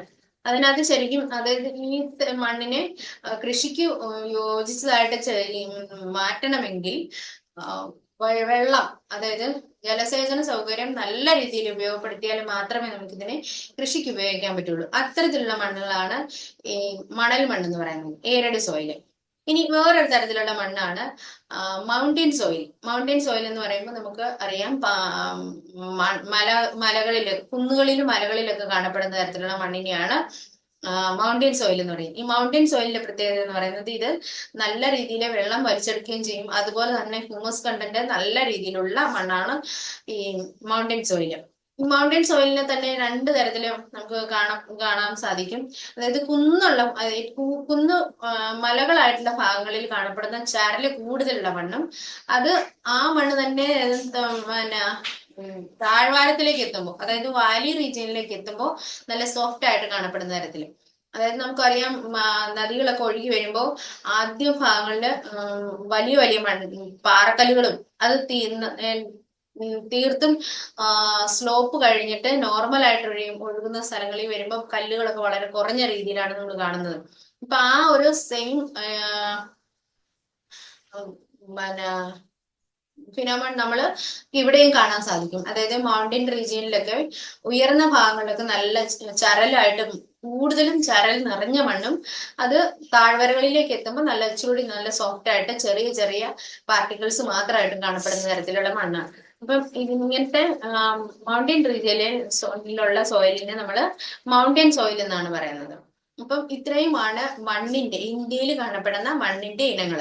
ഇപ്പൊ നമ്മൾ പറഞ്ഞു alluvial soil, black soil, laterite soil, red and yellow soil, അതുപോലെ തന്നെ ഏരിഡ് സോയിൽ, മൗണ്ടൻ സോയിൽ. ഇത്രയുമാണ് ഇന്ത്യയിൽ കാണപ്പെടുന്ന മണ്ണിനങ്ങൾ. ഇപ്പൊ ഈ മണ്ണിന്റെ സംരക്ഷണത്തിന് വേണ്ടിയും സോയിൽ കൺസർവേഷന് വേണ്ടിയും, അതപ്പം നമുക്കറിയാം സോയിൽ ഇറോഷൻ എന്ന് പറയുന്നത് വലിയൊരു നമ്മൾ നേരിടുന്ന വലിയൊരു പ്രശ്നം തന്നെയാണ്. കാരണം ഇന്നത്തെ പലതര ഹ്യൂമൻ ആക്ടിവിറ്റീസും സോയിലിന്റെ ഇറോഷന് കാരണമാകുന്നുണ്ട്. നമ്മൾ അതിനകത്ത് ഇപ്പൊ സോയിൽ ഡീഗ്രഡേഷൻ എന്ന ഒരു ടോപ്പിക് പഠിച്ചപ്പോൾ തന്നെ പറഞ്ഞു, അതിനകത്ത് സോയിൽ ഇറോഷന് കാരണമാകുന്നത് നമ്മുടെ ഈ ഓവർ ഗ്രേസിങ്ങും അതുപോലെ തന്നെ ഡീഫോറസ്റ്റേഷനും ഒക്കെയാണെന്ന്. അപ്പൊ ഇങ്ങനെയുള്ള ആക്ടിവിറ്റീസ് കൊണ്ട് നമ്മുടെ സോയിലിന്റെ ക്വാളിറ്റി നഷ്ടപ്പെടും. അതുപോലെ തന്നെ സോയിൽ ഇറോഡ് ചെയ്ത് പോകുന്നതിനും, അതായത് ഒഴുകി പോകുന്നതിന്, മണ്ണൊലിപ്പ് ഉണ്ടാകുന്നതിന് കാരണമായി തീരുന്നു. അപ്പൊ ഈ മണ്ണൊലിപ്പ് തടയാൻ നമുക്ക് എന്തൊക്കെ ആക്ടിവിറ്റീസ് ചെയ്യാൻ പറ്റുമെന്ന്, അതിനകത്താണ് അതിൽ ഒന്നാമത്തെ ആക്ടിവിറ്റി ആണ്, അല്ലെങ്കിൽ ഒന്നാമത്തെ നമുക്ക് ചെയ്യാൻ പറ്റുന്ന കാര്യമാണ് പ്ലഫിങ്. ഈ പ്ലഫിങ് ചെയ്യുമ്പോൾ, അതായത് മണ്ണ് ഉഴുതും നമ്മൾ കൃഷിക്ക് വേണ്ടി മണ്ണ് ഉഴുത് ഇത് തയ്യാറാക്കുമ്പോൾ, നിലം തയ്യാറാക്കുമ്പോൾ ആ നിലം ഉഴുതുന്ന രീതിക്ക് പല മാറ്റങ്ങൾ വരുത്തി നമുക്ക് ഈ മണ്ണൊലിപ്പ് നിന്ന് രക്ഷിക്കാൻ പറ്റും. അപ്പൊ അതിനകത്തൊരു മെത്തേഡാണ് നമ്മൾ സ്ലോപ്പായിട്ട്, അതായത് കൗണ്ടർ പ്ലഫിംഗ് എന്ന് പറയും. കൗണ്ടർ പ്ലഫിംഗ് എന്ന് പറയുമ്പോൾ കാനകൾ പോലെ കീറിയിട്ട് അതിന്റെ കുഴികളും ചെറിയ കനാല് പോലെ ഇടയ്ക്കിടയ്ക്ക് ഇത് ചെയ്തിട്ട് നമുക്ക് പ്ലഫ് ചെയ്ത് നമ്മുടെ മണ്ണിനെ ഒരുക്കിയെടുക്കാം. അപ്പൊ നമുക്ക് വെള്ളം, അതായത് മഴ പെയ്യുമ്പോഴോ ശക്തിയായിട്ട് മഴ പെയ്യുമ്പോൾ ഒഴുകുന്ന മണ്ണ് ഈ കാനയിലോ അല്ലെങ്കിൽ ഈ കനാല് പോലെ ഇത് ചെയ്യുന്ന കീറിയെടുക്കുന്ന ഭാഗങ്ങളിലും ഇത് മണ്ണ് അടിഞ്ഞു കിടക്കാൻ പാകത്തിന്, അത് ഒഴുകി പോകാതെ നമ്മുടെ മണ്ണിനെ സംരക്ഷിക്കാൻ പാകത്തിന് കൗണ്ടർ പ്ലഫിംഗ് ചെയ്തിട്ട് നമുക്ക് കൃഷി ചെയ്യാം. ഇനി അതുപോലെ തന്നെ ടെറൈസ് ഫാമിങ്. ഇപ്പോ ഹില്ലി റീജിയണിലൊക്കെ നമുക്ക് ടെറൈസ് ഫാമിംഗ് എന്നൊരു സിസ്റ്റം ഉണ്ട്. അപ്പൊ ടെറൈസ് ഫാമിംഗ് എന്ന് പറയുമ്പോൾ സ്റ്റെപ്പ് ആയിട്ട് കട്ട് ചെയ്തിട്ട് മണ്ണിനെ നമുക്ക് ഒറ്റ സ്ലോപ്പായിട്ട് കിടക്കുമ്പോൾ വേഗത്തിൽ ഈ മണ്ണ് ഒഴുകി പോകുന്നതിന് കാരണമാകും. അപ്പൊ അതിൽ നിന്ന് രക്ഷിക്കാനായിട്ട് ടെറൈസ് ഫാമിംഗ്, അതായത് സ്റ്റെപ്പായിട്ട് കയ്യാലകളൊക്കെ കെട്ടിയും ഒക്കെ ആയിട്ട് നമുക്ക് മണ്ണിനെ സംരക്ഷിക്കാൻ പറ്റും. അതായത് കൃഷി ചെയ്യുന്നതിന് ഈ മണ്ണ് ഉപയോഗിക്കാൻ പറ്റും. അപ്പൊ അങ്ങനെ ഉപയോഗിച്ച് കൃഷി, അല്ലെങ്കിൽ ആ രീതിയിൽ കൃഷി ചെയ്യുന്നതിനാണ് ശരിക്കും ടെറൈസ് ഫാമിംഗ് എന്ന് പറയുന്നത്. അപ്പൊ അതുപോലെ തന്നെ പിന്നെ നമുക്ക് ചെയ്യാൻ പറ്റുന്നതാണ് കവർ ക്രോപ്പിംഗ് അല്ലെങ്കിൽ മൾച്ചിങ് എന്ന് പറയും. കവർ ക്രോപ്പിംഗ് എന്ന് പറയുമ്പോൾ നമ്മൾ പ്ലാന്റേഷൻ പോലെ ഇപ്പൊ 1-2 വർഷത്തിലൊക്കെ 1-2 അല്ലെ അതിൽ കൂടുതലോ വർഷങ്ങൾ സ്ഥിരമായിട്ട് പ്ലാന്റ്സ്, അതായത് മരങ്ങളോ ഒക്കെ ഉള്ള കൃഷി സ്ഥലങ്ങളിലാണെങ്കിൽ നമുക്ക് ഇതിന് ഇടയിൽ, ഈ മരങ്ങൾക്ക് ഇടയിലുള്ള മണ്ണ് ഒലിച്ചു പോകാതെ അതിനെ സംരക്ഷിക്കാൻ വേണ്ടി ഏതെങ്കിലും പ്രത്യേക തരത്തിലുള്ള പയറുവള്ളികളോ അങ്ങനെയൊക്കെ ഉപയോഗിച്ച് നമ്മൾ കവർ ചെയ്യാറുണ്ട്. അപ്പൊ ഈ ഇങ്ങനെ ചെയ്യുന്നതിനാണ് മൾച്ചിങ് എന്നോ അല്ലെങ്കിൽ കവർ ക്രോപ്പിംഗ് എന്ന് പറയും. അപ്പൊ നമുക്ക് ആ മണ്ണ് എപ്പോഴും തണുപ്പായിട്ട്, അതായത് മണ്ണിനെ എപ്പോഴും തണുപ്പ് കിട്ടുന്നതിനും അതുപോലെ തന്നെ മഴ പെയ്യുമ്പോഴോ കാറ്റടി ചെയ്യുമ്പോഴോ ഒന്നും ഈ മരങ്ങൾക്കിടയിലോ അല്ലെങ്കിൽ ചെടികൾക്കിടയിലുള്ള മണ്ണ് ഒഴുകി പോകാതെ നമുക്ക് സംരക്ഷിക്കാനും പറ്റും. അപ്പൊ അത്തരത്തിൽ ചെയ്യുന്ന കൃഷിയാണ് ശരിക്കും നമ്മൾ സ്ട്രിപ്പ് ക്രോപ്പിംഗ് അല്ലെങ്കിൽ മൾച്ചിങ് എന്നോ അല്ലെങ്കിൽ കവർ ക്രോപ്പിംഗ് ഒക്കെ ചെയ്യാൻ പറ്റും. അപ്പൊ അതുപോലെ തന്നെ പിന്നെ നമുക്ക് മണ്ണിനെ സംരക്ഷിക്കാൻ വേണ്ടിയിട്ട് ഷെൽട്ടർ ബെൽറ്റുകൾ, എംബാങ്ക്മെന്റുകൾ അങ്ങനെയൊക്കെ തയ്യാറാക്കുക എന്ന് പറയുമ്പോൾ ഈ നമ്മുടെ സ്ഥലത്തിന്റെ അല്ലെങ്കിൽ ലാൻഡിന്റെ ബൗണ്ടറികളിലായിട്ട് പ്ലാന്റുകൾ, വലിയ വലിയ മരങ്ങൾ വെച്ച് പിടിപ്പിക്കുക. അപ്പൊ വലിയ ശക്തിയിൽ കാറ്റടിക്കുന്നതിൽ നിന്നും ഒരുപാട് ഈ മണ്ണിന് നഷ്ടം വരാതെ ഈ മണ്ണിനെ പിടിച്ചു നിർത്തുന്നതിനൊക്കെ സാധിക്കുന്ന തരത്തിൽ നമ്മൾ പ്ലാന്റ്സ് നട്ടുവയ്ക്കുക. അതുപോലെ തന്നെ ഷെൽട്ടർ ബെൽറ്റുകൾ തയ്യാറാക്കുക. പിന്നെ ഓവർ ഗ്രേസിംഗിൽ നിന്ന് രക്ഷിക്കാൻ വേണ്ടി നമുക്ക് വേലി കെട്ടുക. അങ്ങനെയുള്ള നടപടികൾ എടുത്തിട്ട് നമുക്ക് നമ്മുടെ മണ്ണിനെ സംരക്ഷിക്കാൻ സാധിക്കും. അപ്പോൾ അങ്ങനെ ഈ സോയിൽ കൺസർവേഷനുള്ള മെത്തേഡുകൾ അല്ലെങ്കിൽ ഇത്തരത്തിലുള്ള പദ്ധതികൾ തയ്യാറാക്കി നമുക്ക് മണ്ണിനെ സോയിൽ ഇറോഷനിൽ നിന്നും അതുപോലെ ലാൻഡ് ഡിഗ്രേഡ് ആകുന്നതിൽ നിന്നും ഒക്കെ നമ്മുടെ മണ്ണിനെ സംരക്ഷിക്കാൻ പറ്റും. നമുക്കറിയാം ഇത് നമ്മൾ സംരക്ഷിച്ചേ മതിയാവൂ. കാരണം നമ്മുടെ മണ്ണാണ് അല്ലെങ്കിൽ ലാൻഡ് അല്ലെങ്കിൽ സോയിലാണ് ഈ ഭൂമിയിലെ തന്നെ ഏറ്റവും പ്രധാനപ്പെട്ട നിലനിൽപ്പിനും അടിസ്ഥാനമായിട്ടുള്ളത്. കാരണം നമുക്ക് ഭക്ഷണം വേണം, ഓക്സിജൻ വേണം, ഇതിനെല്ലാം മെയിൻറ്റെയിൻ ചെയ്ത് പ്രകൃതിയുടെ ബാലൻസ് നിലനിർത്തുന്നതിൽ ഏറ്റവും പ്രധാനപ്പെട്ട പങ്ക് വഹിക്കുന്ന ഒരു ഘടക റിസോഴ്സാണ് സോയിൽ. അപ്പൊ ഈ സോയിലിനെ സംരക്ഷിക്കുന്നതിന് ഉള്ള പദ്ധതികൾ നമ്മുടെ ഗവൺമെന്റും അതുപോലെ തന്നെ സംഘടനകളും നമ്മുടെ വ്യക്തികളും ഒക്കെ അവരവരുടെ കീഴിലുള്ള മണ്ണിനെ സംരക്ഷിക്കാനുള്ള പദ്ധതികൾ തയ്യാറാക്കുക. അതിനനുസരിച്ച് നമ്മുടെ നാടിനെയും നമ്മുടെ നാട്ടിലെ റിസോഴ്സസിനെയും നമുക്ക് സംരക്ഷിച്ച് നിർത്താൻ സാധിക്കും.